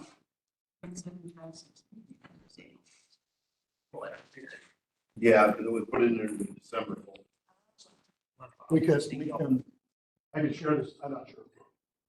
About the talk numbers, I'm not sure if this is being broadcast. Yeah, that's what sometimes I worry about. Yes. Because, yeah. It's easier for me to explain. Well, let's just wait and see, because we did not have those numbers. I will not talk numbers, but I will say about half of the fee that we have asked for is for our services as the architect. About a third of them are for our mechanical electrical engineers. About 10% of them for HabLab on the sustainability strategies. We intend to do that in Eaton. And then 5 each for the environmental folks and structural. We do not have any money in our fee proposal for Baltimore. They're on our team and available, but we didn't put them in. Same is true for the civil engineer. Does that help you understand it? Yeah, we think they'll find it in the folder, but yeah, just so you were aware, we did it all in closed session, and I would like to keep them in closed session right is, we're doing security strategies at the Wapaka County Courthouse. Guess what? We don't want those on YouTube. No, right? No. We get it. Other questions? Not even using your 30 minutes. That's fine. That's being excellent. Yeah, that's testament to the quality of your presentation. Yeah, appreciate that. You Any covered final all of thoughts you guys would like to share with us? Give them the opportunity to maybe, while they're thinking, I'll just say, this is an exciting opportunity for us. I really enjoy this kind of work, as you can tell, I hope. And it's fun to engage with people like you who are good at what you do, regardless if this is your full-time job or not, doesn't matter to us. You're committed. And we really enjoy and embrace people like you and like to work with folks like you. That's why we go back to a place like Wapaka County, because we like it. I don't have to tell you, there are other counties around the state where it's not as much fun to work with them. You can name them, you know who I'm talking about. Oh, the one you live in? Yeah. So anyway, this is good stuff. We're all committed. We're all paddling the canoe in the same direction. Nobody's fighting and bickering with each other. Doesn't mean we all think exactly the same way. That's not it at all. But we all listen to reason, understand, and if you don't accept what's on paper because you just don't believe it, just say so. It's not a big deal. It's just business. You move on, all right? It's not personal. But we enjoy it because a lot of our clients over the years become friends in the sense that we don't visit their homes, we don't go out to dinner and stuff like that, but we're friendly with each other for a long, long time. And that's the way we like to do business. I think that's been part of our success, frankly. How about you guys? Yeah, ditto what Jim said, but I think this study presents some really interesting opportunities to look at with the Richland campus and the government center here. And of course, for me, your historic courthouse, is really, it gets me excited. It's a great building and obviously is pretty intact historically. It's got some issues. They're always a fun challenge to deal with without, negatively affecting the historic character of the building. Hopefully, when you're done, you don't have to walk through one courtroom to get to another and that kind of thing. So, yeah, I'm excited about, working around it. As far as historic buildings goes, Apex did a maintainer in Menominee, anybody's familiar with that area, but it had to keep all the, historic functions of the building with minimal demolition and, intrusiveness of the project, and we were able to do high efficiency mechanical systems with keeping the structure of the building historic and original, basically. Looking at every building in a whole, I think there's a lot of opportunity, moving forward. Again, we talk a lot about geo today. If you don't want to do that, if the prices are not aligned, we can always do the low temp style systems and plan for that in the future. And that's where we'd like to look at what makes most sense. And I think there's so much opportunity to do that with what you guys have. And I want to tie that to what Steve was asking. You can't do a reasonable estimate unless you know the phasing and staging of how you're going to actually implement construction in fully occupied buildings. This is not practical. So we have that ongoing with them up at Wapaka County Courthouse. We know that public health, for instance, is going to be 3 sub-phases just within public health. And if we didn't know that, we'd miss the beat on price. You must have companies that say it's electrical, plumbing, whatever. You must have companies you've worked with in the past. Oh yeah, we go to contractors a lot, trust me. Yeah. They see here's an example. Right now, the general contractors in all markets are getting those calls or emails from the blacktoppers saying, spring work for blacktopping, our price is going to go up just for this quality of hot mix, 10%, for that quality of hot mix, figure 15%. Those calls are happening right now. So we have lots of contractors, his kind, general contractors, excavating contractors, all kinds of them that we reach out to and stay friends with. We do a lot of design build work where we're the designer for a contractor. They may not have in-house architects or engineers. We're it, or lots of them, plenty of them on an ongoing basis. Accessibility to all these different functions getting easier, do you see, after COVID now? I'm sorry, I didn't catch that last. Accessibility, there for a while, you couldn't get even a 2 before very finding accessibility to the things we may need getting easier now? I don't know if things are getting easier, but we certainly do look at flexibility and ways to save money. One thing that I didn't say, and I'm not sure if I'm hitting your question right, sorry, Gary, is my personality is such, and I think you can read it just by my body language and the way we're communicating here today. I am absolutely tenacious about making sure my clients have proper use of their limited financial resources.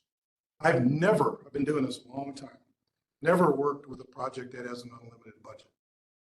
Okay? He's got a challenge on his hands just getting you to approve some door replacement or something. Okay, I get it. So once we do hone in on a number and we agree on a number, that's it. We're not going over that. You don't want to underspend that because they're not happy. So right size the project to the financing ability, but don't imagine that it's an unlimited checkbook. It never is, never will be. It never will be. So we don't think that way at all. It's not in our DNA. If I get your question, Marius, delivery of materials has gotten much better in time frames. 2 years ago, we were working on a project, we had preliminarily designed it for steel bar joists. And at that time, the contractor said, delivery time is a year, which was, you can't sit around and wait for a year. Well, I know with new construction, thinking back a couple of years ago, they started this house, had all the numbers figured in, but every time they went to the lumberyard, the price was higher, so it's kind of hard to meet expectation when things go up unexpectedly. It's improved dramatically over the last year or two. There's still a few outliers out there that you really have to order way ahead of time, but it's gotten much better. There are a few tricks of the trade. I'll give you one example. Alpaca County Courthouse, we're doing a finance department. It's under contract, the builder's on board. We have bullet resistant glass. Bullet resistant glass. We're just starting a public health remodeling, as I mentioned earlier. We're going to buy the bullet resistant glass for the public health project from the contractor on the finance. Why? Delivery of materials, get it here on time. Keep it at the right price. That's the other thing I'm tenacious about. Move when you're ready to move, when you authorize something to move, get on it. Don't horse around because these things change every day. You wait and tell me we got to wait 3 months because of blah, blah. Okay, I'll wait. But I'll tell you, you wait those 3 months and you're going to risk this, and this going up. Your call. All we can do is advise you. To relate it to your building, I think your electrical is going to be the big ticket item for lead times. A lot of the main panels are so outdated and original that switch gear and main panels are, I'm not lying, they're 50+ weeks out, so that's going to be the big thing is what do you need and how are you going to use each building and what could be ordered early. We don't do that often, but every now and then when we get sizes of stuff, we'll say, okay, we know you're going to need a 1200 amp panel. So we give them the go ahead to order that early while we're still designing because we know they're going to need, So, that kind of stuff is what we look at and say, okay, here's what you really need and here's the lead time on XYZ piece of equipment. This is what you should be looking at doing first. Yes. We got Rockwell right here in town. Right? Yeah. Okay. It's just a thing, it's out there. It's when you're looking at all of these different options for electrical, for lighting, for, whatever, whether or not we do solar, whether or not we do geothermal, whether or not we do any of this, are you going to map out for us what our ROI looks like? What's the payback going to be? If we put solar panels, is it 20 years? If we do LED lighting, is it 5 years? Are you going to kind of illustrate for us what that could look like and what our savings could be over the lifespan? To help us make a more informed decision. Yeah. Right, we do. And I could send you, because it's now public information, the final report on Alpaca, if you'd like, where in the appendix is detailed on rooftop PV, just for example. And it says in no uncertain terms how long we expect those panels to perform at what percentage of efficiency, and therefore what a reasonable payback period actually is based on certain cost of borrowed money. I think that's really, really important. Absolutely We're deciding is. on how to move Absolutely forward is. and what seems to be sustainable. Absolutely it is. One more thought, just I'll wrap up. I know you want to get on to your next group. Emergency power generators, okay? I'm glad you're sitting down. We ordered an emergency power generator for a new building in Lac La Flambeau. It took us 26 months from the day we placed the order to the day they finished the installation. 90% of that time was not the installation, as you will imagine. Okay, that was a Caterpillar piece of equipment, right?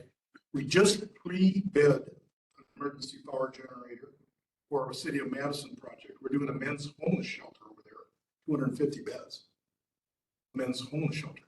That entire homeless shelter has to function, everything in it, literally everything in it, 24/7 on a genset, 625 kW, 50 weeks to get that. So we pre-ordered it. It's only $315,000 to buy it, which is in the world of gensets. That's not bad. We had one bid at $2 million, believe it or not. And everywhere in between. The general numbers were around $400,000 for that generator and the automatic transfer switch, the manual transfer switches. But we pre-order this stuff whenever we can. Switch gear, absolutely. Genset, Wapaka, I'm going up there on the 9th to ask them to allow me to get going on pre-ordering your genset. And then that causes out of sequence work, which can add cost. Sure. For some reason, I got a head cold today and I'm having a hard time hearing, so say it again, please, Steve. Well, when you have a very long lead item that you can't order in time, and you have to go do things out of sequence, that adds to your total. Oh, sure it does. Absolutely. We don't want to do that. We got to avoid that at all costs. There's no fluff in these projects, no margin.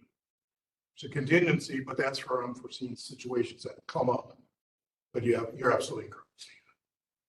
We typically try to plan for that. I mean, for instance, we had a project last year that I worked on at the Neillsville School, and we pre-ordered the air handling unit and condensing unit for the elementary wing of the school in like July, and I didn't finish the plans till December, so they have that equipment already coming. So we try and look at that kind of stuff overall, is what can we order, you know, like I was saying with the main panels, you know, if we know that the equipment's not gonna change sizes, you know, we do look at that and kind of work with the client and the Dimension Group here.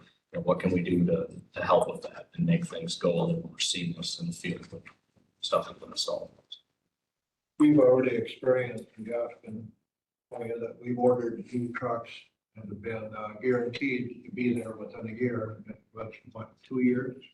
Correct. We had to absorb, even though we were willing to pay, we still had to absorb the higher price. One story. It sucks. Plow trucks, all kinds of things fit into that category. Yeah. Anything else? Any other questions? Have we overstayed our welcome? No. All right, on time. Thank you very much for having us. Thank you. Can I get you to tell Derek one more time that our system is so old and I can't control it? So when he's wearing his coat. Hey, give us 6 months And then temp into session? Otis, Oh.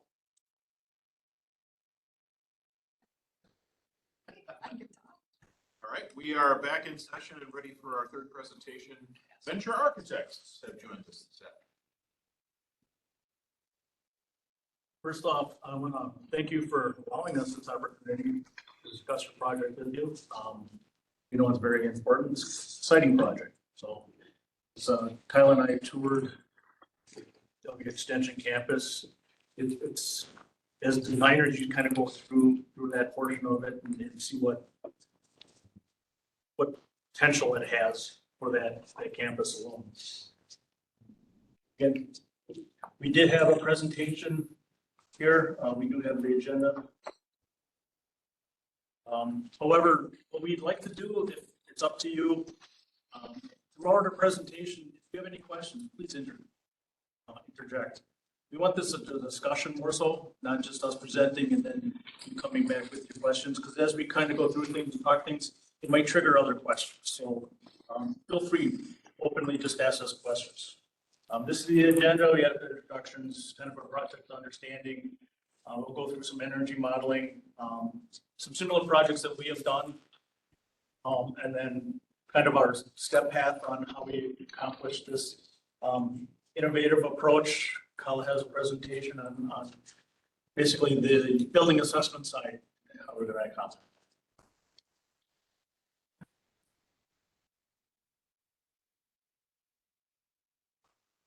I'm Corey Meyer with Venture Architects. I'll be the principal in charge. Kyle Cano, Senior Project Manager with Vector Architects. R.D. Ruffin with Ring and Du Chateau. I'm a mechanical engineer and senior project manager for them. There's a couple other folks that aren't here. Steve Shabilsky, who's our senior electrical engineer at Ring and Du Chateau, and Kirk Stuckey, who's also a mechanical engineer. That they just asked if I would attend and not overwhelm you with engineers, because nobody wants that. So Engineers are fun. then we are. But anyway, that's a little bit of. This is our team, again, Metro Architects.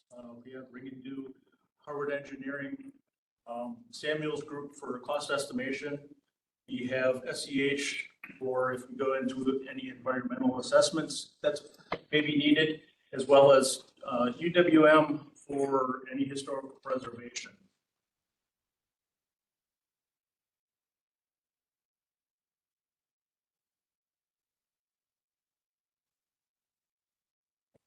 Our understanding of the project, obviously, we're going to be doing building assessments for all the county buildings. Going through that to see what equipment, what the building's like, before we can assess anything of what master planning, what may be required or needed in the possibilities of those areas. So we'll inventory, identify any deficiencies, forecasting any future requirements as far as maintenance, where that may be a piece of equipment. You had a building assessment about 10 years ago. If nothing's been done, even though it may have said, a piece of equipment is going to be done in 10 years, we'll reassess that and take a look at it. It might already be concerned, but we'll go through all of that. Looking at the long-term, short-term needs. We'll prioritize those needs on obviously for serious nature or what could wait. Go through that, and then we'll start getting into master planning and what the potential possibilities are for all of these buildings and the campus as well. We'll create a budget, anything that budgeting for any options, and go through that, and we'll have multiple different options for everything on. And excuse me, I think one thing that we certainly want to convey to everyone here and to other stakeholders within the county. We recognize you are in a completely unique situation of any county in the state right now with the UW campus that you have here. And we don't take that lightly at all, because you're really setting the standard as to what every other county will react to, or maybe not every other county. 12 other counties in the state are going to be in this same situation, and they will all be looking at what does Richland County do as you being in that first slot. And the decisions you make will be generational, and we want to be the people to help you making those informed decisions. And the only way you can make those informed decisions is by being a part of finding out what we are collecting as part of that assessment, what's critical to you, what's critical to the county relative to equipment, buildings, anything that needs to have any kind of financial upgrade to it, but also the master planning part. What is the vision for the future generations of Richland County? And how can these buildings and these assets that you have or will have, how can we help you make the best decisions moving forward? And that is something we recognize, and we want to work with you even before we get started on any kind of assessment. We want to outline what that will be. So.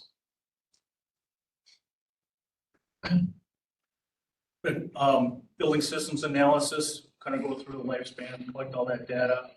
Look at code-related issues. As we walked in, we already noticed code issue that you have in the building on the first floor. Life safety concerns, that'll all be laid out. I'll get it interject on what we plan on doing and how we're going to accomplish that. Energy efficiency, Barry is here talking a little bit about that as well. Redundancies, where that may need, where you don't have that. We talked briefly on the boiler system that you have in the gymnasium out there. You know, there's no redundancy. What's gonna happen if we decide on what we're gonna do in that facility and you have an event there? Boiler goes out, there's nothing to kick back in and maintain that. So, I mean, even if it's a money generating event, obviously Richland County is gonna be out of that money. So we wanna take a look at those things, and again, maintenance and operations concerns. Facility considerations, again, building challenges, we'll look at buildings, what those challenges are, what those demands are, what the demands are gonna be in the future for the, as we master plan, what's gonna occupy these buildings, what's needed. If nothing changes and you stay where you are, again, what are those future demands that are gonna be required? And then we'll take, again, options, take those solutions, what's to be considered. And this is actually a hotel that we worked on. It was very sustainably focused. And I apologize, I have my phone up with the presentation. I just can't see what the writing is back there. So that's why I have my phone. I'm not checking text. Just wanted to make sure you guys knew. But the whole Hotel Verdant, again, their focus was sustainability.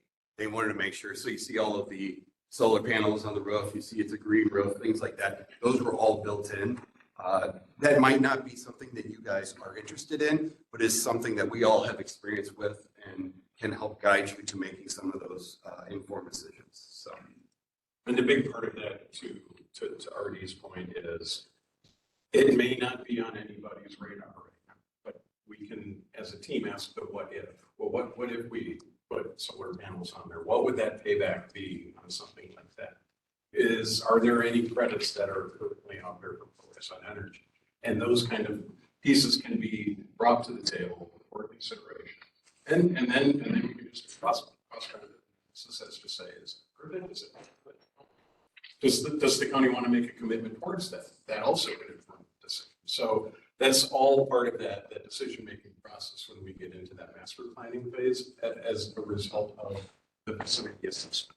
As we actually have buildings going up now, that was one of the questions that we have. What is the future going to apply for EV vehicles, right? Solar panels. You may not think of it now, but we have the infrastructure. It could be just conduit, box conduit to get the routing there. So in the future, you have that access to it, so that it can be installed at a later date.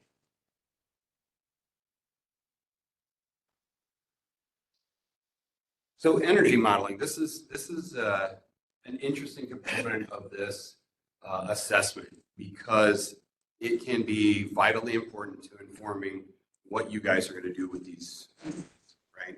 So through the assessment, we'll give you what you currently have. And this pie chart just kind of shows what you would have in a standard office building. Most of the buildings out there, we have elevators at 4%. You don't have elevators in all the buildings. So, but you see HVAC is a big component. Lighting's a big component. The equipment that's in the building. So all of those are big energy users. And how can we help you guys save money or make informed decisions about things if you're going to continue to operate those buildings? Do we want to look at LED lighting? That's a payback, probably less than 5 years. Things like that to help you guys understand, A, what you have with the assessment, and then B, what you could have in the future. This is a question I've asked already, but maybe you can speak to this since. So do you do that with every item you run across? Do you say, LED lighting, here's your payback. If you did solar, here's your payback. And then kind of walk us through, look, if I were you, this is what I would be looking at, and here's why. To help guide us along in the decision-making process to make the best fiscally sound decisions we can for the properties that we have. Yes, we absolutely can do it that way. We can do it at each piece of equipment. You'll see something later. I've got a couple slides that show what you guys have currently, some of the existing equipment and what it could be if we use some of the newer technology. And that, to your question, Candace, that could very well change building by building. It may not absolutely. It may make more sense to do it maybe just on one building due to the the initial cost and the payment that's there. So That's just not the MEP systems too. It's also a function of the building and the skin and all of that. It all goes into it. And all of those things can be looked at holistically or individually. Right. And to that point, thinking of it as not being just mechanical or any kind of systems piece, thinking of like the window systems out at the UW Richland campus. They are not that efficient. Is that just? I think that's a fair assessment, yes. A polite way of saying it. But that to change that out and the amount of labor to go through that whole process, that's a major investment. And do you want to do that on all of the buildings right away? Well, that is something that is a very difficult decision that has to be taken care of. Or is it a consideration that happens on a building by building basis in how that works?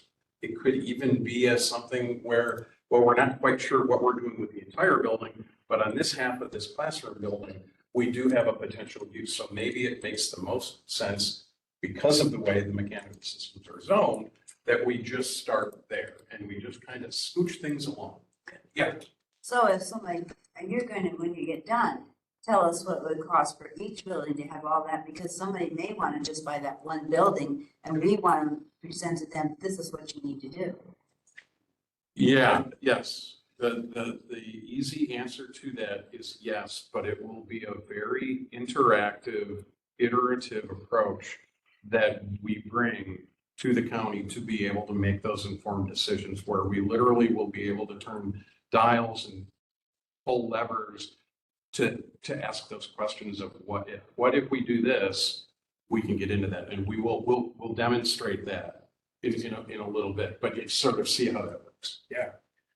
Right now, there's a lot of money out there to incentivize energy efficiency. Have you guys helped clients do whatever paperwork's involved or identify those opportunities for cases like this? I'll defer to you because a lot of those are on the.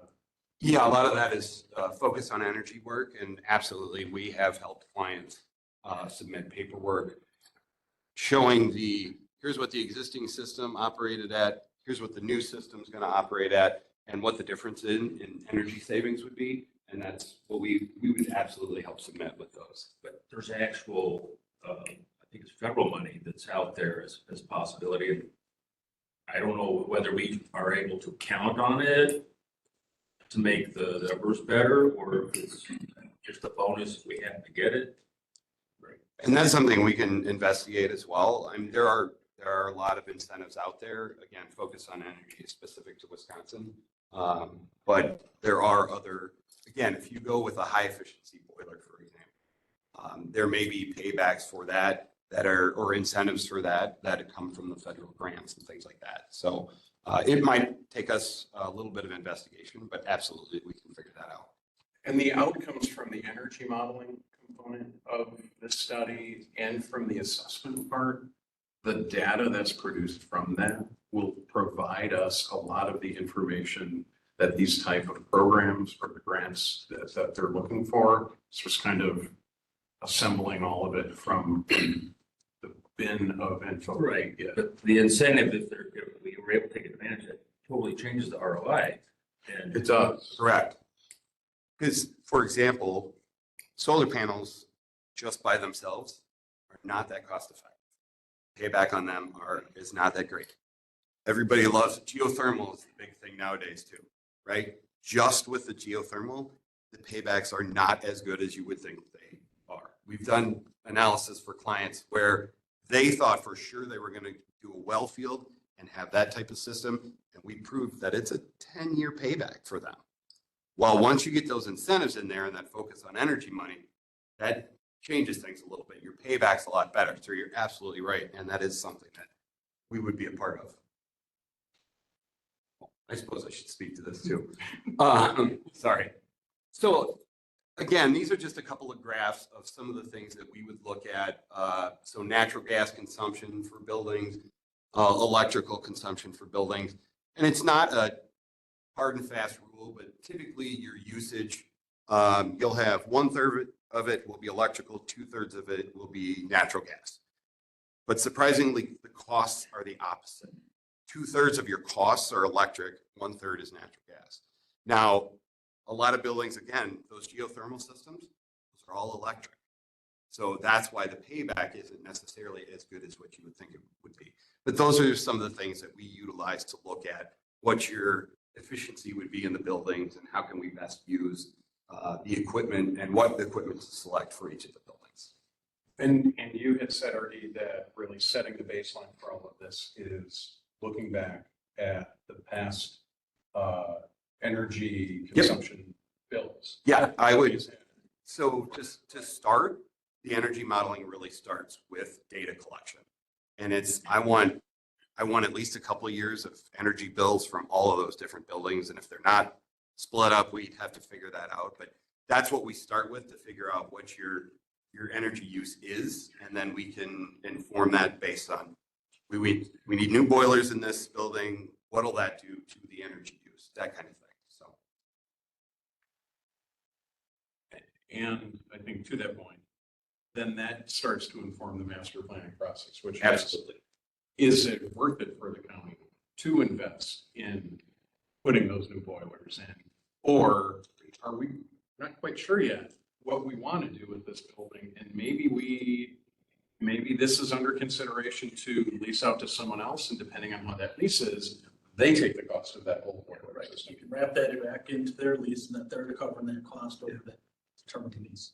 And I think a big part of that is as that master planning process engages, it'll be that prioritization of what are the critical buildings that we think we have a really good use for with either within the county, maybe it might be a tenant coming in that leases from the county, maybe it is selling a property, maybe it is just demoing a building. And all of those items have to be on the table for consideration relative to making the best decisions for the county.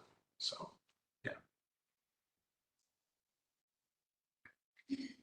So this is when I did the site walk through these, I just took a couple pictures. We've got an existing air handler on the left, we've got a water heater, top, middle.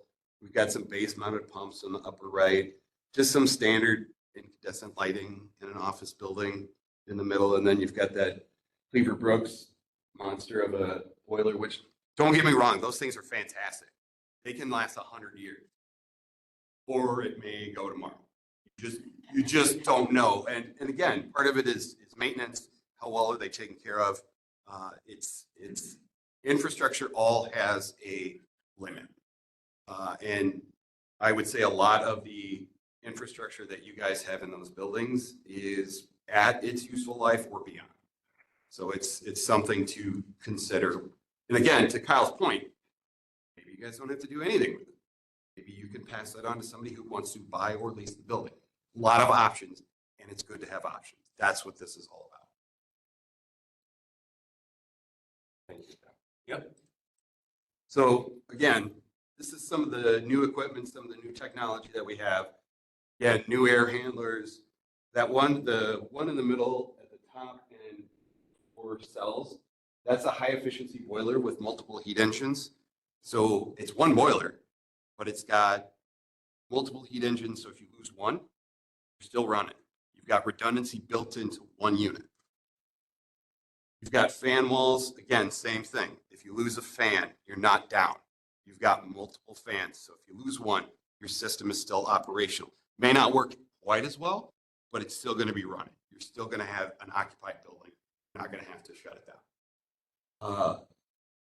Again, skidded pumps. We've been doing this on the domestic water side for a really long time. It's really getting going on the HVAC side as well. You don't see those big, massive base mounted pumps anymore. I'll replace it with 3 pumps and I'll beat your efficiency every time. And I bet you my payback on that is less than 5 years. So there are options. Again, it's all about options. What can we do to help you guys figure out what you want to do for these facilities? And the last one, I just really like the picture because that's actually a building. That's the basement. Yeah, that's all done with lighting, all LED lighting. So you can really lift a space up and make it look, again, I'm a plumbing engineer by trade, so I don't know what, but our lighting people are amazing. And so that's an office building that we did that's in the basement. They really wanted to make it a inviting space for people to come in and park. And RD, based on some of the conversation we had over lunch, going back to the, I'm just going to call it the 4-barrel boiler and the fan wall. Those may not be correct options in certain instances. Right? Absolutely. Like in one building, that may not be the choice, but when we're talking about like with the sheriff's office, where we do need a critical level of redundancy as having a critical building, that might be a really good choice rather than having, say, an N+1 where you have 2 separate boilers that are there that really are backing each other up. That could be an acceptable level of redundancy and being part of that cost model to consider. Correct. Yep. And that would fit in a quarter of that space of that big Cleaver Brooks boiler. So it's very compact. So I like to show this again. This talks a little bit about energy efficiency, reuse, renew, and renewables. But that reduce, that's kind of the area that I would think we would focus on. And how can we reduce energy consumption in the facilities that you guys are going to inherit? So again, it's let's pick that low hanging fruit. Let's get those things taken care of first. The bigger stuff, I mean, I don't know if you guys would ever want to do more solar panels out there. There's a few, there's wind driven technology that you can do. Again, we can help with all of that, but I don't know if that's great for you guys. You guys would have to tell us what you guys want. So again, this is something that we just like to show that, again, how can we help, improve the glazing, high efficiency lighting, things like that to help improve your spaces in your building.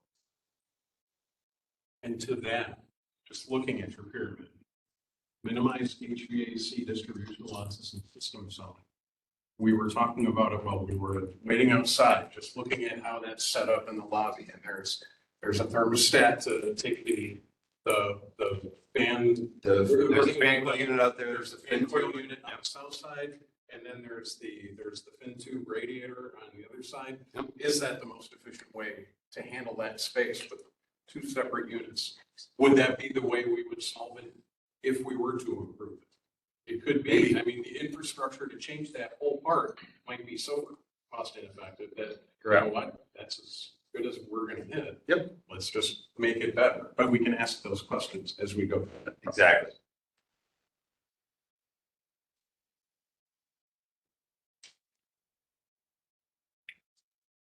So some of those similar projects, I think some of these things, were in our proposal. One of the counties that we've worked with is Rock County. We started kind of where you're at, looking at all our county buildings, assessing them, what makes, other uses that could be used, what needs to be, improved. So we started there. We did resource center. We have, attorney offices. We renovated those. New emergency communication center that was built on, courtroom remodeling, and we're currently in the construction of a law enforcement center and jail additions to the existing facility. But obviously it starts at that study stage is where you're at right now. In Rock County, the HHS portion of this, these are before and after photos. Up on top left one, that used to be a grocery store. Now the exterior looks like on the right, lower one, that's the inside, and then that's the lobby area right as we speak. And does that overlook the Rock River too? Is that the backside? Backside? Did we, I thought so. Yes. So it really was completely creating an entirely different space out of just reuse of an existing shelf space that nobody really had any use for, and just thinking outside the box and saying, I mean, your county is experienced in this, right? Of saying, hey, we could take a supermarket and put some offices there, but it's almost elevating what's across the street to a level that people are like willing to come in and work in this wonderful place where there's a skylight, and just a wonderful, inviting environment. Wood County as well, obviously we started master planning, did building assessments, went through the county buildings, And then we start looking at those options, again, multiple options of what we can do for each site, and then go through that and we prioritize what the needs are. What's more important at that moment, and then do that master planning of, say, over 10, 20 years, see what needs to be done next. Door County, this is also a good one. We're pretty proud of this. Upper left, that was a historic highway shop. Did some renovation work. It's a community center and EMS ambulance bays. Interior before and then interior after. ADRC is in this location. So it's got a commercial kitchen, etc. Then on the other side is the ambulance base.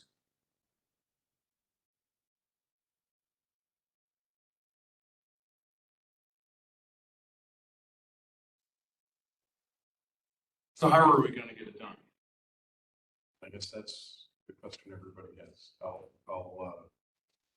It all starts with getting the inventory and that's the assessment part. But before we can begin that piece, we gotta find out what is important for this county. What do we need? What are we going out to look at? Anybody can go out, take pictures and say, yeah, this is okay. This is not okay. This really needs a lot of help. But what will be important for the county once we get to that master planning phase? That's what we want to find out. And a lot of that has to happen before we even send the crew out to start looking at everything. So we would like to propose having a meeting where we have all of the key stakeholders there to find out what are we really trying to get out of this facility assessment.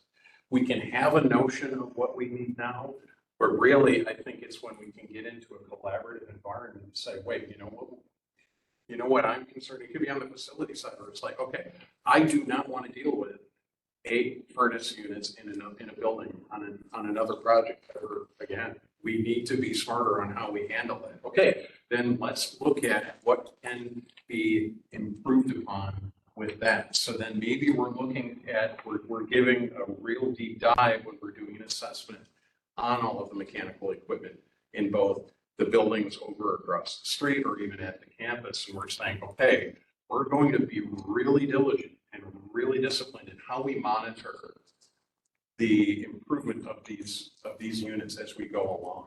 That's where we're going to start. Once we figure out what those key pieces are, then the team will know what to really focus on. Not that we're neglecting something. We'll take the full assessment of everything.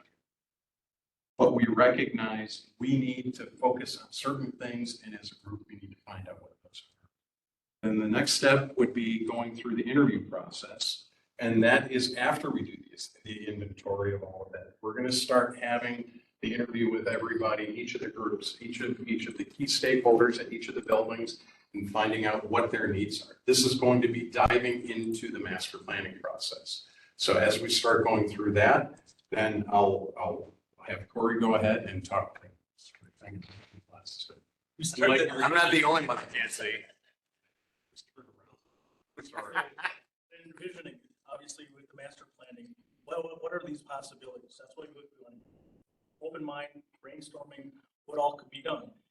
As we discuss and we walk out on that campus, and I know we keep referring to the campus, but this building as well is going to be looked at. But you go out there, okay, you have a library out there that's vacant. Well, does the city need a library or somebody else need something? Well, what else can that space be used as? We going through and I'll kind of get a little personal, but my wife actually, she manages, I hate to call it senior classes, but she's at 2 different facilities. She does a senior living center. She organizes professors to come in to teach anything that you can think of. She has politicians come in to talk, judges to come in and talk. It could be yoga, it could be computer classes, science classes. And then I told you guys that and they kind of looked at me kind of funny. She kind of talked me into having a class tomorrow morning. It's on what to take on your Mars vacation. I have no idea what that's going to be about, but she says it's just wide open, different things that come up. She, the other places that instead of senior living, she also does it at her local school district. So she occupies the high school kitchen. People come in and have teaching classes.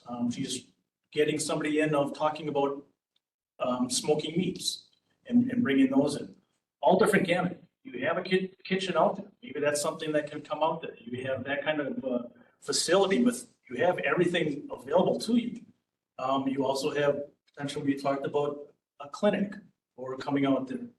There's areas that are looking for mental health assessments. You could have that out there. A whole array of things. You have that gymnasium, you have the auditorium. I know it's being used occasionally. What are the opportunities are out there? So we just want to kind of look at those, envisioning those, validate those things, take a look at it. Is it feasible? Going through that as well. And to that point, yeah, and I know when we first started looking at the project, one of the thoughts that John had offered was to the point of federal money. There's opiate money out there. So well, now here's an opportunity to develop something. How can we utilize this in some kind of beneficial way with what we have here? Is that even possible? You know, that'll be a way that we can look at many different opportunities that are out there, many different ways to potentially develop it internally with the county, or maybe there is a different group that could utilize that better. And as a group, we can all bring them to that solution and say, hey, as a county, we've got a building. As a federal government, there's money out here. You could have your program operating here. We can have this great marriage to work. So this is kind of that envision and validate component is really that blue sky of how do we connect all of the dots, whether it be library, whether it be the school district, maybe they want to take a piece of this. Maybe any of these buildings could be looked at in a far different way than their current use is. But let's just get wild with what these ideas could be. Because as it was stated much earlier, this is a once in a lifetime opportunity to really change the way this county can operate. We get a little bit of forecasting what's in the future. Obviously, you're not going to do everything that's out there, all these options all at once. You're going to have a plan, how you're going to go through that and implement that plan. Budget, as we know, its main thing is what's this going to cost. So we got to take a look at that, have those as well, confirming that stuff, and then telling the story. What's all going to be out there? What's available? Really the last three bits in this path end up being the most critical when it comes to any kind of work with the county, because this is where everyone from the micro level of the team that's going out to do the assessment to the macro level of all of the constituency of Richland County. This is where really all of the heavy lifting has to be done for anything to become successful. So we as a team and you as a county cannot make informed decisions if there isn't something there to consider. And it always is there surrounding, well, what will that cost? What is that investment? So that's where that budget piece really comes in. It's the confirmation of understanding that, yes, we're certain that this is what it is. We all have committed to this being the right plan for the county, and then communicating that right plan. We've worked on a couple of projects where one misstep in any one of those slots it's like driving in the morning after frozen fog, where you're like, I don't know what's out here, but oh my gosh, I feel unsafe, and it just is all swirling. Yeah, go ahead. Could you speak more to the way that you come up with an accurate estimate in detail? In other words, based on local conditions, current market, resources in our area. And like you say, if we need to figure out how to fund this, we need to have a good number. Right. And we will address that. Actually, it might be the slide out. Okay. We do have, we have a system in place to address that. So, any other questions with how that path is laid out? So you mentioned focus on energy. I know the IRA just passed recently in terms of the federal government how would you characterize the state of the incentive programs being offered through the IRA?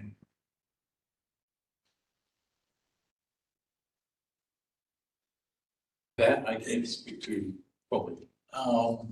First, some of the grants that seem to be out there don't always, we've been finding county government, depending upon what's there, they may not look at it as that compliance. So that's caution. By all means, if there's a grant out there or anything, let's try to go after it.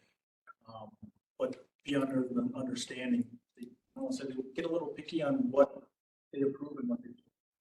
I'll give it an example as far as we have a couple of counties that were looking for grant money that was for a government facility. Okay, we're doing a law enforcement center.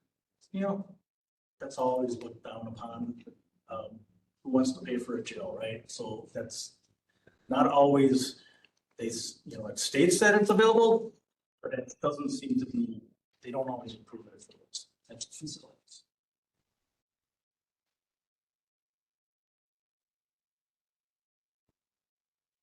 Okay, innovative approaches. So I think one, we'll just leave this up for a second. So traditionally, when we as a team go and do a facility assessment, this is the kind of product you get. You have a bunch of different, like, you get a thick book, and it's got a lot of pictures of all of the places you own. There's, typically the most valuable part of these kind of documents is the executive summary. And it's just one of these things where there's a lot of data. I'm just going to set this here and you can go through it, take a look at it. These have a lot of data in it. It's kind of like a family photo album of all of the things that you're aware of. You get pictures of dingy water heaters or pumps that a lot of people in the county have never seen before. Board members don't know how to process that. And a lot of times those documents you need to like pull the information out from those documents, right? Because how do we effectively take all of the data that's been collected by a team that's gone out to do an assessment? How do we make that usable and inform people of making the right decisions? Especially when it gets to a facilities committee level. And then we go beyond that. How do you then make that a convincing case at the board member level? Show up, you get your board packet, and now we're going to be deciding on what we're going to do with this number, this $500,000 investment for new air handling units out at the Richland campus. That's probably low. What? Just say it. And so all of that gets kind of pulled out in onesie-twosie pieces from the reports that we create. And here's the thing. The documents we're sending around here are the documents that we've created. So like, I'm not saying that this is how traditionally in the profession we put documents together. We have looked at ways of how can we improve upon this, because while we are contractually meeting a requirement that you've asked for, it doesn't really provide the county with, it provides the county with data. All of the data is in there, but now the responsibility is put on the county to pull that data out. I'll bring up, you had an assessment 10 years. Oh, what was done with that? It was probably filed, they looked at for a little bit, and nobody looked at it since. So with that, we have, as an organization, been looking at how we can improve the way we do things. So we've done a lot of research over the past year and have found that this platform, which is called a KETA box, and the FCA is Facility Conditions Assessment. Oddly enough, the KETA box is based on Madison. Do all this research and you find out, wow, the best solution is in Madison. Who knew? I didn't. Until I started talking to one of the co-founders who actually works in Sauk County. And he's like, well, you're going to Richland County. That's weird. Okay. So all weird things aside, we've found that this is the premier tool in collecting data. But it's not just in collecting data. It's creating an environment that the county can find a useful means of making measured, informed decisions. I'm going to stop the presentation for a second and just jump over to a piece that I have up here. And just to show you a little bit as a demonstration of how this will work and how we look to leverage this for the county to make the best decisions. So we've just taken the original sheriff's office and jail edition building, and we've put that into this as part of this demonstration. And hopefully this is coming up. Yes, it's coming up very dandy. So what you see are Candace had shared the existing facility drawings for a lot of different places. So what we have here is the floor plan for this building that we're in. We're in the county boardroom right here, and I will need to do one thing here. And Steve. that is, it's not showing.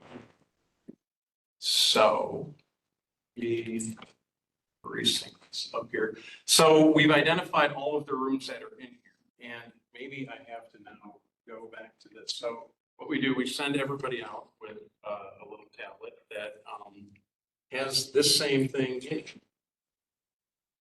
And I'm hoping that this is synced in everything, because as we were outside waiting prior to the initial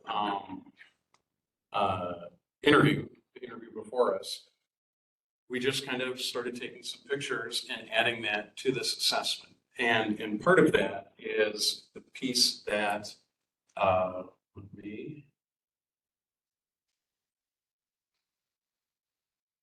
here. Technology never works for me. Yeah. Yeah.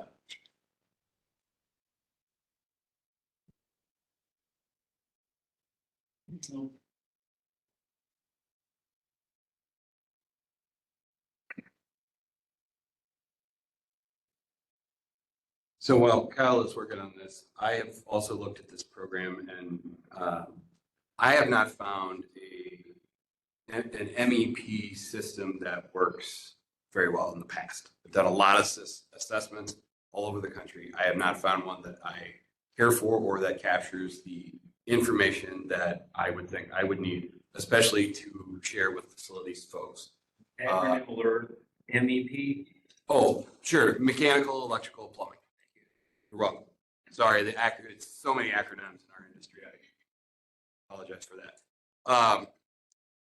This is different. This has the technology, and I know it's struggling right now, but it does have the technology and the ability to accurately document and tag and show what is in the facility, that's always been the struggle with MEP. So assessments for me in the past have been a tool for facilities folks to go to the C-suite or the board and ask for money. This is different. This is different because we're trying to help inform you guys to make the right decisions for it. So it's not just about the systems. So is this something the staff would have the machine, the iPad or whatever with, so as they're doing work, they can update? Is that part of this?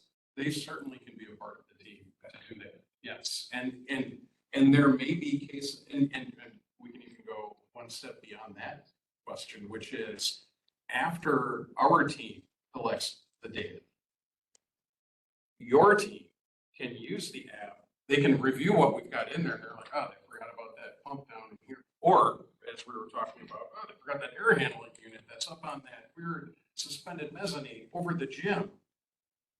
We didn't know that there was an air handling unit in there while we were crawling on the catwalk, but apparently there might be one further down. Your staff could take a tablet of any, or, and go out and get the information on that phone, and it just continues to be added to this as part of that process. So one of the things that we wanted to show with this is this whole process can just be very iterative, and as RD had said. So we can go through and just say, okay, look, we take the thermostat And now we can even go through the whole process of saying, okay, there's the thermostat, but now that thermostat is actually controls the fin tube radiator. And now it's going to take us to this fin tube radiator that is also just out here in your lobby area. Now with this, what we can say is we can look at the photo of the fin tube radiator. Yep, that's the one we're looking at now. There. Okay, but this is where we're also going to start putting in either at the time, or we can look at those photos and say, what is the condition of that? So one example of that, and we're going to go back to that plan view of the lobby area on the second floor and put in for the window once this loads up here. This is, it's a live database. And the key thing with this to think about is the team that created this came out of the facilities management side of it. So think of a hospital, and as a matter of fact, UW Health uses this for all of their facilities. They manage it. So they didn't have somebody come in like us as a facility assessment team to manage it. They had their staff go through and document everything. And maybe it's not totally comprehensive, but they're building that up right now. So they now can track what all of their equipment is, and it's all in one place. So that was the real, like, the impetus for them to create this device. Then, like, a light bulb went off, and they said, well, on the architectural engineering side, they kind of do the same thing, because a UW Health would go out and hire an architecture engineering firm to do that. So maybe we can make an interface for them to do it. So that's this interface that we're working with that's on this tablet, but it is something that facilities work through. So now in one example here, if we look at the storefront glass, it is the window that is looking south south over in the lobby there.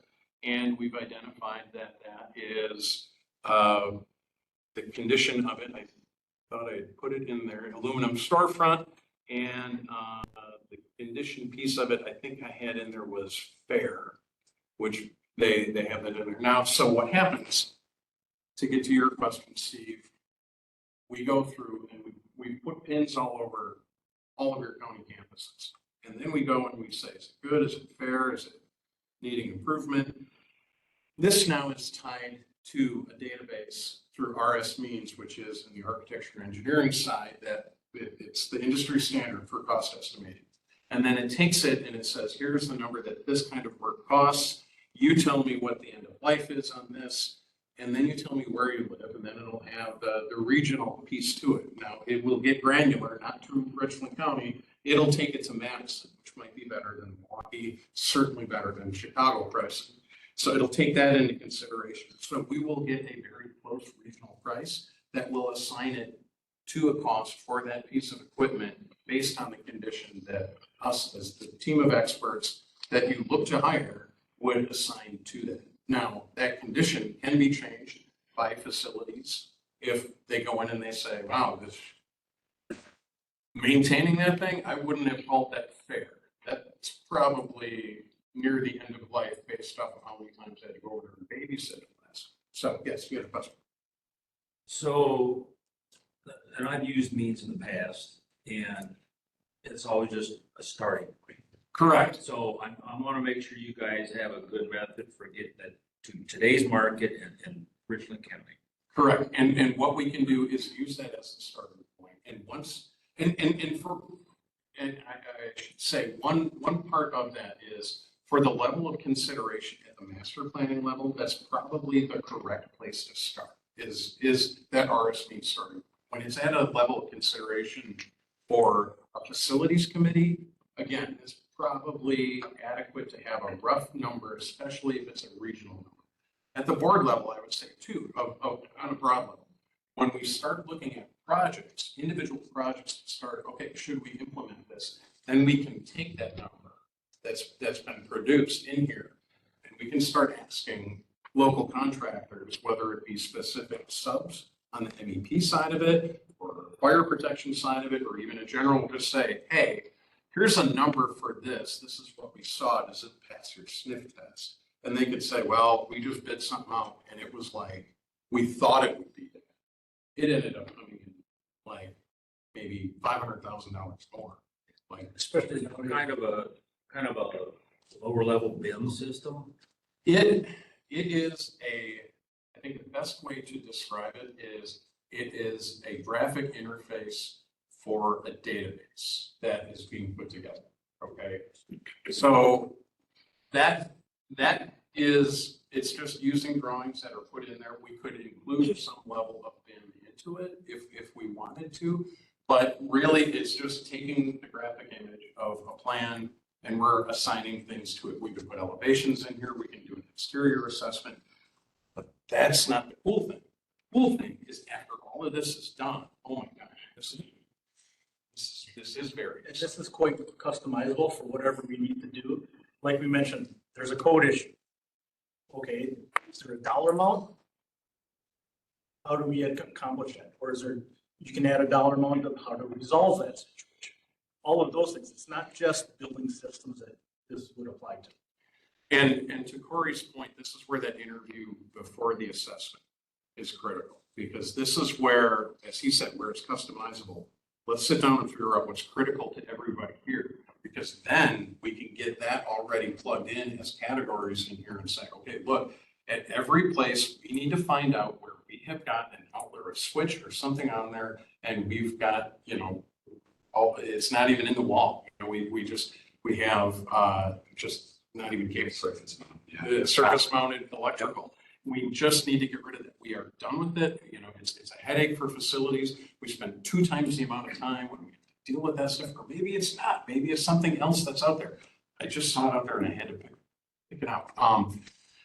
Whatever it is, we can identify what that is. So then when we get all of that data collected, what we can do, and thankfully, the people at Akita Box have helped us out here and set up sort of a demo project for you to see what happens. And this is, I want to say it, it's a, what is this here? I thought it was in Middleton, so I don't know why they came up as Tacoma. Sorry, I'm talking out loud, and in this group, I probably shouldn't do that. It's probably, here we go. Okay, so here is here's the dashboard. So all of that data's been collected. Everybody's put the condition to what everything is.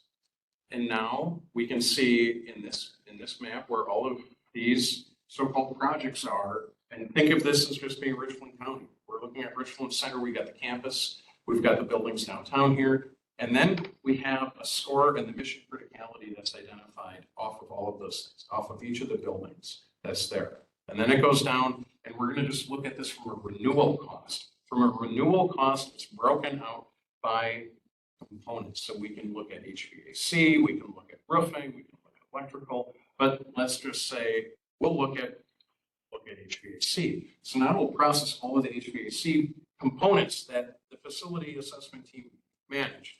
Then we'll find out, well, how did all of those things rate? Well, okay, well, we did pretty good. A quarter of them are good.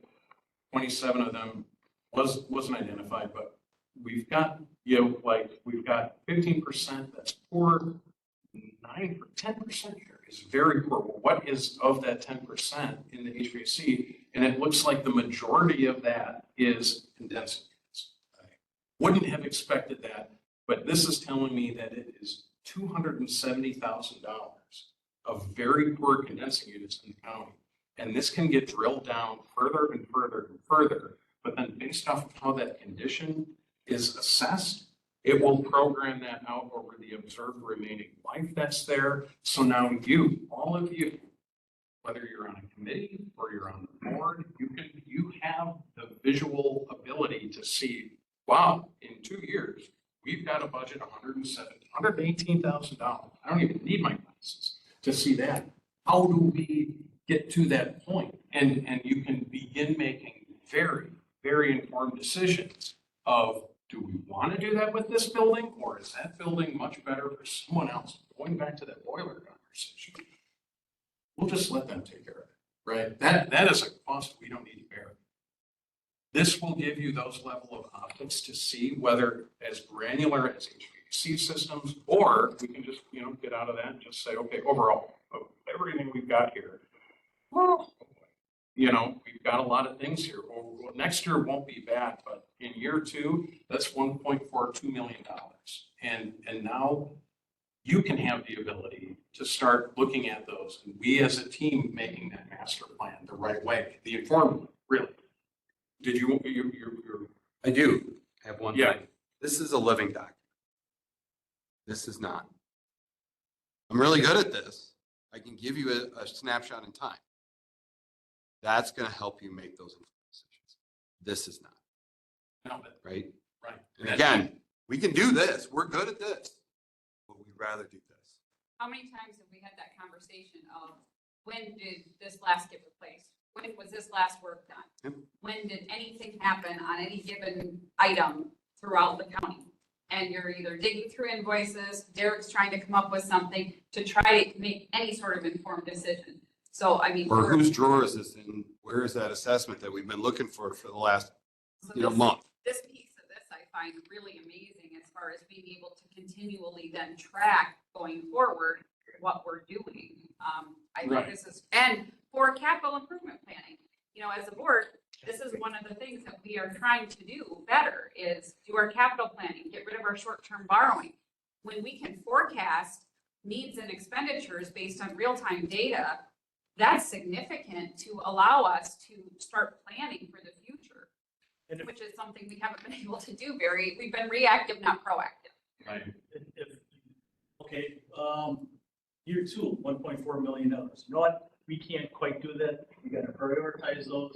There's, I can't really see, $240,000 of something here. You don't do it, prorate it to the next year. Oh, how that, okay, you didn't do it.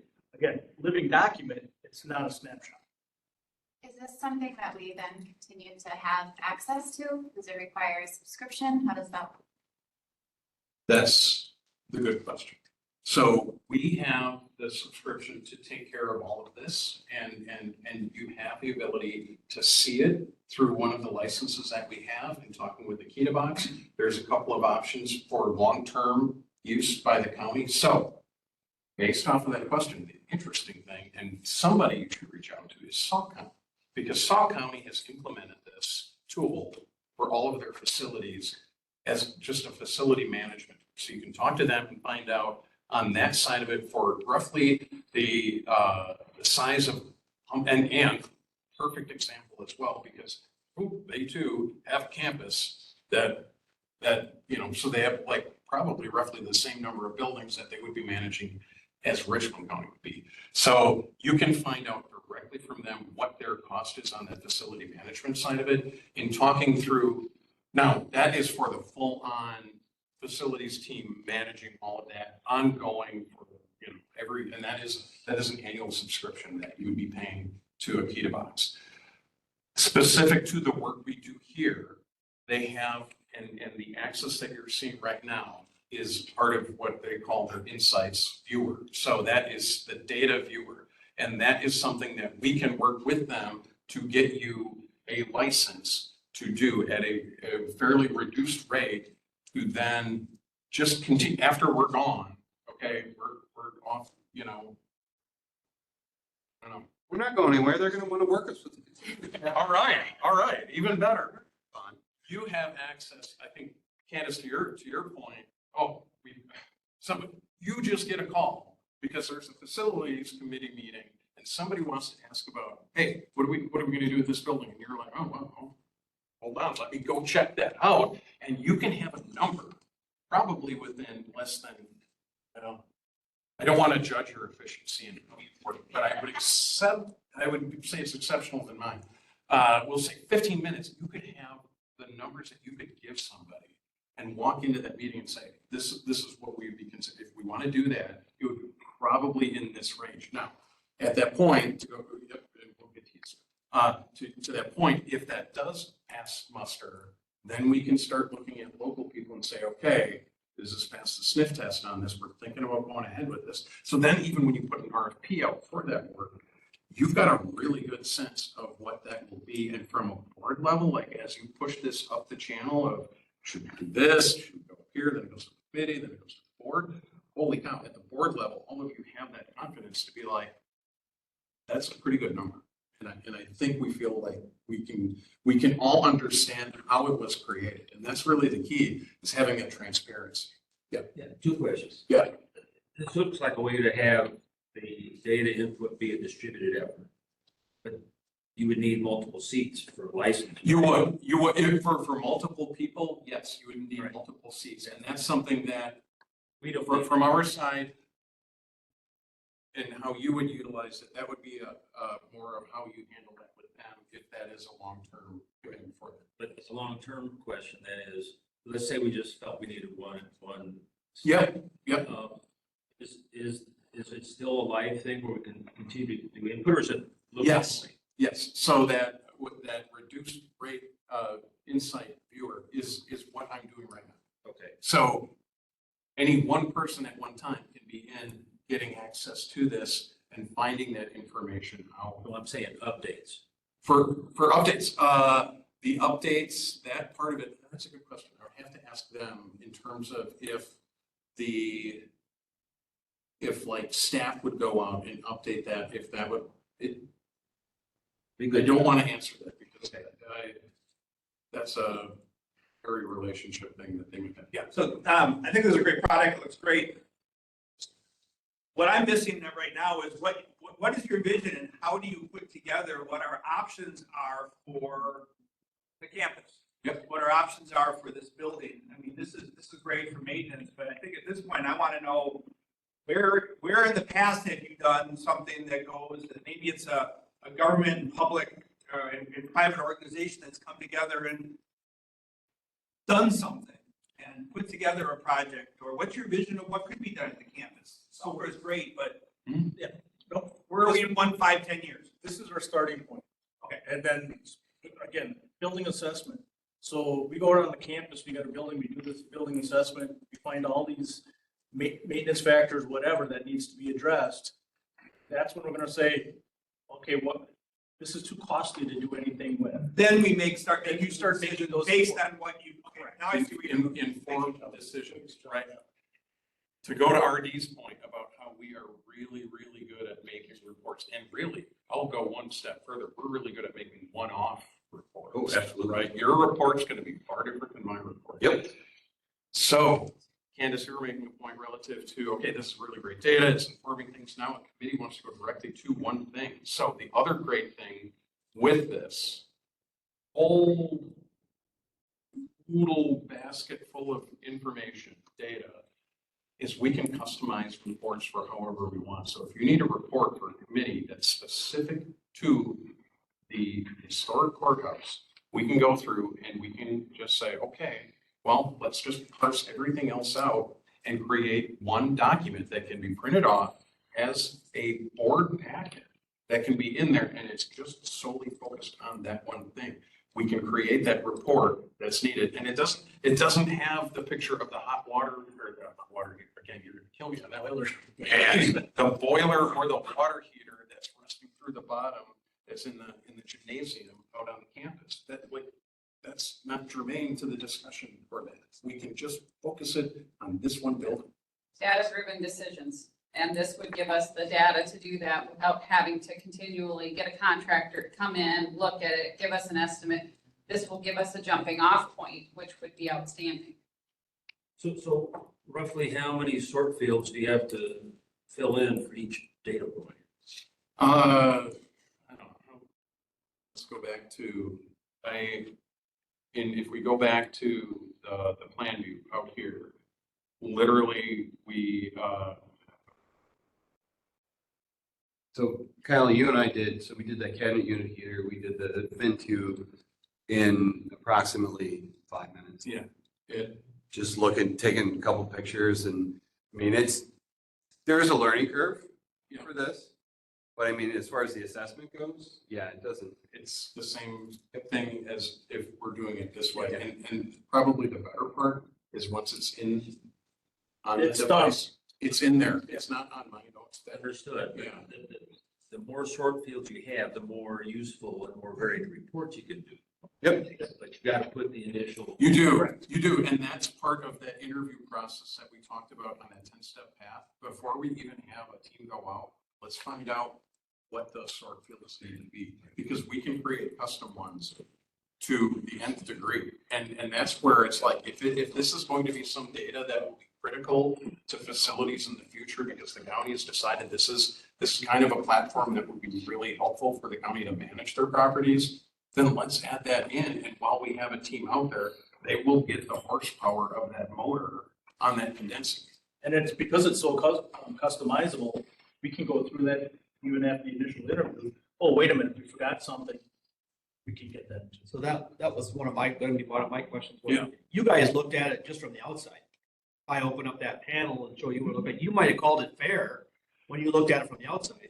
But as soon as I open it up, I'm gonna say it's poor. Yep, So, right. So And that's what where we the want you interview, to that's do. where the interview, Right. or the separate. That would be after the assessment, we can go through that, and you would have time, and we can do that asynchronously, where we can say, hey, it's ready, go ahead and take a look at those things. You look at the things that are critical to you, and then we can come together and just go through all of those items and make sure that, well, that's what you're saying. Let's see what Steve? We're nearing the end of your hour. Steve would be, yeah. Okay. So, Great discussion, don't get me wrong. so real quick, yes, absolutely. And when we were doing the walkthrough, I asked you, I'm like, so where are your headaches on all these? And you're like, I don't know yet, which is fair, but you'll know soon enough. And when you do, that helps inform us as to what the condition assessment would be for the equipment. So that was a great segue to the last. Thank you. So we saw this as an incredibly valuable tool, just on our end, to improve our report making process, and it would button it up. But then as we continue to talk about it, and think about it, and the value that it brings to counties, and when we see the issues that counties struggle with relative to, as Corey had said earlier, just getting the Justice Center going and trying to get the funding for it. And then it's like, well, why is it this? Which I heard 25 million would be a better number. Where did that number come from? Who's pulling that out? All of you can be empowered to have the information and the transparency to know how that came to be and feel confident about it. So, yeah, I mean, how you decide on that. That's how you represent your constituency, but you can represent your constituency in a much more informed.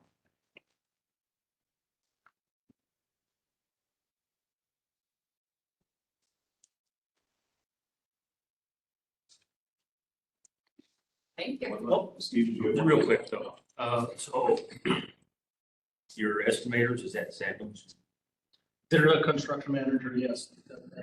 And if this to turn into an actual project, that project management function would be done by them? Construction. That's up to you. They're by no means locked into them. Right. Or if a project comes out, more than likely the county may want to go for an RFP for construction managers for that project. But if they're part of an execution team, these would likely be the people you would work with as a beginning. If a project came in and you were awarded the project, that would be probably our team, yes. To go back to the sniff test, they would be the initial sniffer, okay? They've done enough work throughout a number of counties in the state that we feel pretty confident that they'll be able to vet that number up at our speeds. If the county looks at the number after it goes through those two layers and still like, that's not what I'm seeing, then we can look to a local contractor and have them see if it passes their test as well. To your question as well, RS means is a base. We calculate that. We would give that to Sandy. They would also review it and see what those implications. As we know, the last few years, prices are going up. And we still don't know what those prices are going to be. But as we do projects and get that, say, experience, up-to-date information, we can adjust that in. Very good. Thank you very much. Thank you for your time. Thank you for the opportunity. Yes. If anyone leaves, we will lose quorum, so let's move into the next. You better hurry up. Or, that's for the Okay, board. take just a couple minutes, 2-minute recess here, give everybody a chance to stretch if they need to, and then we'll. Might require you getting margaritas. We have, we have a couple of open session items before we move into closed session. We have a couple of reports. Item number 8A is grounds cleanup day report. Mr. Elder. What? You have a presentation for us? I didn't know I was presenting. No, they have all the trees cut. I marked 2 more this morning that were hazard trees. I pointed them out to me. They were out there working, and they are probably done with all the trees. Might be a little bit of cleanup, but. Correct. So right now we got all the trunks and all the trees actually cut down. From here, we need to proceed with removal of all the stumps and then some of the brush, the tree tops that's kind of left behind. So the guys are working on that kind of cleanup today. Once we get the stumps taken out and the debris from the stumps, so we have to wait for obviously spring thaw, have everything kind of melt off, and then we can get in there and actually put fill dirt and then rake it back out, seed mulch, whatever that's going to take to actually clean that property up with the tree removal. The trees were cut into usable lengths like log pieces. We used a dump truck, took tailgate off to manage the larger pieces, smaller limb pieces, anything usable for firewood. We hauled that away into 6-packs and had everything dumped at the fairgrounds.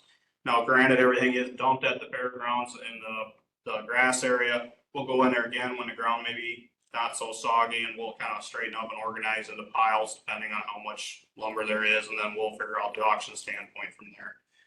With a water main break, we sent crews at a moment's notice within, I don't know, I think we had about 24 hours notice. We sent our big Cabelco, had that hauled out there with low boy, kept the crews working on the trees. The crew with Cabelco worked with Randy, the street department, and then Works Plumbing and Heating to find the problem and fix that problem. We had sand hauled in from Lone Rock from Mizey's stockpile. We backfilled it up the rest of the way that we could. We felt confident we have that area barricaded off. And again, we will not deal with that until spring, almost summer, when we can go in there and bring everything up to final lift and then probably put new concrete and everything down that we had to remove. And I just want to add to that, between Randy and Josh, I called Supervisor Manning for some guidance, and everybody worked together as a team and got this all pulled together very, very quickly, expeditiously, and probably costing far less money than it would have otherwise. So I really commend the teamwork. We're really working on that. And I really commend the job that they all did and the partnership with the city. The city jumped in and was willing to help as well. So, we're doing good things. We're moving forward. So I think that they all need to be commended for that. Definitely. Mr. Chair, can I ask a question? Yes, go ahead. Are there plans to plant trees then, for those were removed? I have not been made aware of any plans to replant trees. All depends on where we go with what we're deciding. Oh, to do. yes, of course. We may not own the property anymore, may not That's have true. three. I have thought about it. Because there are grants like what I got to plant these out here. That was all we paid for was the planting. Well, that's kind of why I was wondering, because we're having to remove because of the damage, so, yeah. But 50%, 75% of the trees were planted in areas they should have been planted. Oh, Like most people plant down boulevards, in the middle of cities. Yeah, they look nice, but the trees don't last because they don't need concrete on top of the roots. They need dirt. We can look at bushes that are good for wildlife. That's what they have planted around where Ag Extension is now, and that would be a replacement, which wouldn't grow. it would be nice to put something in there, just for, even if we do end up selling it for aesthetic purposes and. Well, I did see the one photo of one of the presenters, had a lot of pine trees, in the photo that they. The mock-up? Yeah. The mock-up photo. Which could be it, yeah. No, I thought about it, and I will look back into that grant. And, but it, maybe, I don't know, whatever you guys want, maybe we put a dollar amount on what, if we want to put that into this whole process as far as the dollar amount, if we want. But I'm not trying to overstep by any means possible, but my recommendation would be not to plant anything in there yet, just for simple maintenance needs, and wait till you determine what you're actually going to do. Well, and the worst part about it, if somebody else buys it, It makes- Might rip it all out, yeah. They don't could actually be in their way. Right. Yep. To me, it was wait and see what happens. If we decide to keep some of the buildings, then we'll look at aesthetics. Yeah, because that's all it comes down to is aesthetics at that point, because there's no erosion control that's needed, where all those trees are flat ground. You can do the same, just by applying grass back in place, which we will do in spring. I guess that could be for status update duration. Josh, I know you've been looking into different means of doing something different with the bridges. Have you had any new ideas on that? Well, we're still waiting for that hydraulic analysis to come back from MSA. I did have a conversation with MSA as of Monday afternoon. They are still waiting to get their hydraulic analysis back. We never anticipated to get any response until at least March of this year. All right. Thank you. What is MSA? They're another engineering consultant.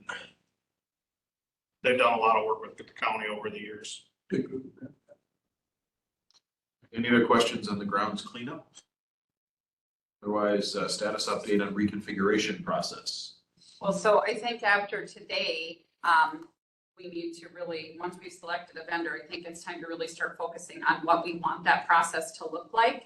And I think we need to start targeting our conversations towards that.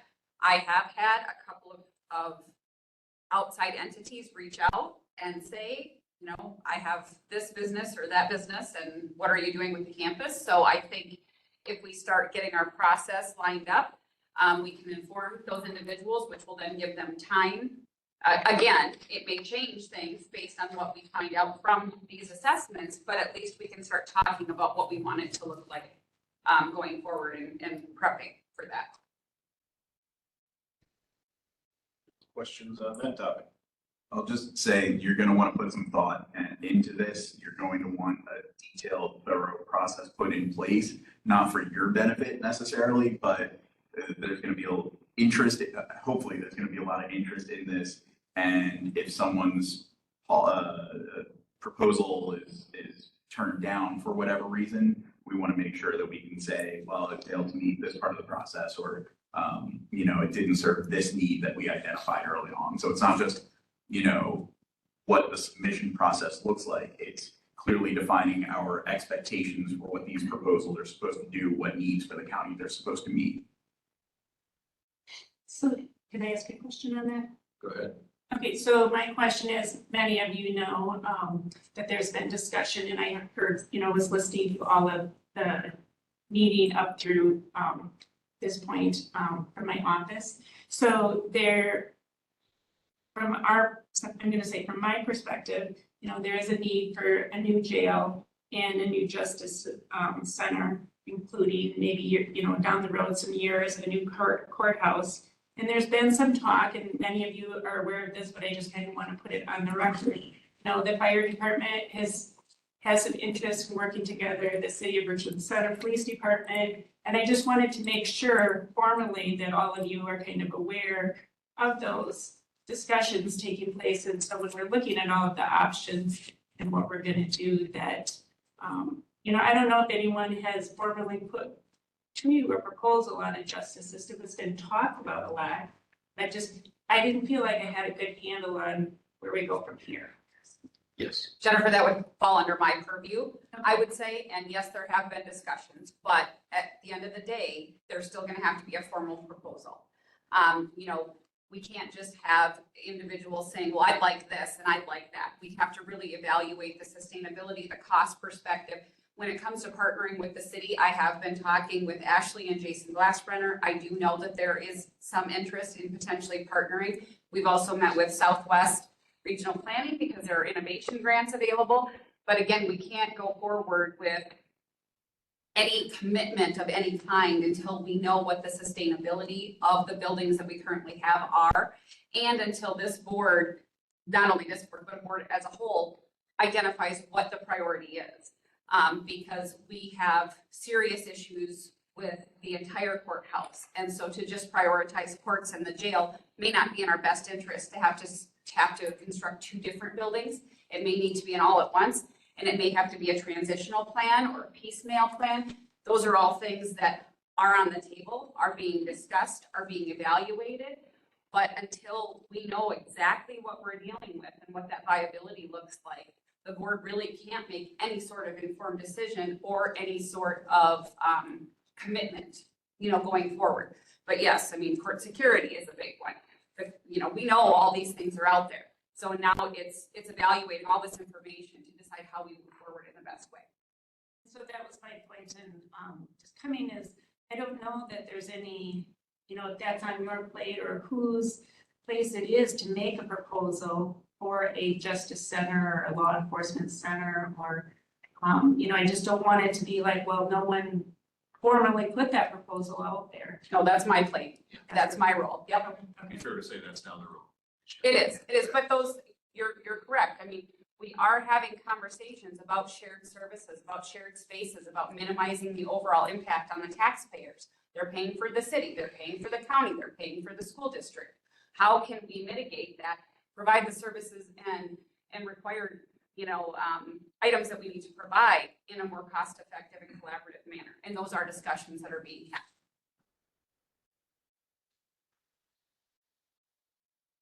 Right. The updates. Then we are on to items number 9 and 10 on our agenda, which are a couple of closed session topics. The first one, and I'll let you read the entire legalistic citation here, but the reason for item number 9 is review of facility assessment proposals, bids, and presentations, and item 10 being in closed session for an update on the status of the UW campus. So we will do both topics concurrently in the same closed session. A motion from Supervisor Manning to go into closed session. I'll second it. Second from Supervisor Frankie had his hand up. Yeah. Second, Before we go out, closed session, we would include the county administrator, attorney, and clerk, and any other interested board members who want to stay for the closed session. And so all in favor of moving to that closed session, say aye. Aye. Anyone opposed? Hearing no one opposed, it is a unanimous vote to go into closed session as soon as I say no. Okay, we are back in open session and looking for a motion now. Mr. Manning? Make a motion to choose the third part. Venture Architects as the vendor for the RFP, second by Frank. Further discussion on the motion? Which one were they? They were the third one, Marty. You missed out on theirs. Okay. Sounded good, did it? Yes. Okay. Talked about them quite a bit when we initially looked at the RFPs. Yes. Yep. Okay. Any other questions? Otherwise, all in favor of awarding to Venture Architects, say aye. Aye. Aye. All right, we'll move that forward. So, Mr. Williamson has to get going here. We have Marty online. Do we go? Yes. Yeah, I'm still here. Voting for, yes. So we came out of closed session, Marty, just to vote on this. We're going to go back into closed session now for our update, okay? So we'll need you to stick with us through the closed session to maintain. All right. All right. So we would be looking then for a motion to go back into closed session. Motion by Manning. Oh, Second sure. by Glassbrenner to return us to closed session for our update on the status of the UW campus. All those in favor of going to closed session, say aye. Aye. Aye. Aye. Anyone opposed? The vote is unanimous to return to closed session. So as soon as we get secured here, we'll Okay. all right, we are recording it back in open session. We still do have a quorum. We have no action to take on that second closed session item in open session, so we will move on to item number 12 on the, or 13 on the agenda, setting future meeting dates. When do we next wish to meet? We want to meet in a couple weeks once we have, or do we need to wait till after the next board meeting? Next board meeting would be February 20th. Right. Next plan just before the next. Yeah, why don't we wait till after the board meeting? Unless something comes up, that's all. Yeah, I don't know if there would be anything we need to act on prior to that. You'll take that resolution that you just, or the motion for venture to board in February. We can always meet at the board meeting. We could. We've done that before where we meet right prior to the board meeting. We want to target that, I'd say target that. 6 PM, February 20th? February 20th. Prior to the board meeting. A peekaboo before the board meeting, okay. Something like All those that. peekaboos. An hors d'oeuvre before the entree. There you go. Yes. For the headache. And I assume we'll have board meeting in this, so we can meet. All right, so we're looking at, and then future agenda items. Things to talk about at that meeting on February 20th. Updates as we have available, I assume. Yes. Yeah. Dates if any. The water break doesn't have to be our main topic. Somebody had to say it. So the 20th, did we say? Yes, February 20th at 6 PM here in the county boardroom. Right. That line. All right, we have no other future agenda items. Do I have a motion to adjourn? So move. Motion by Frank, second by Glassbrenner. All in favor, say aye. Aye. We are adjourned. Thank you all very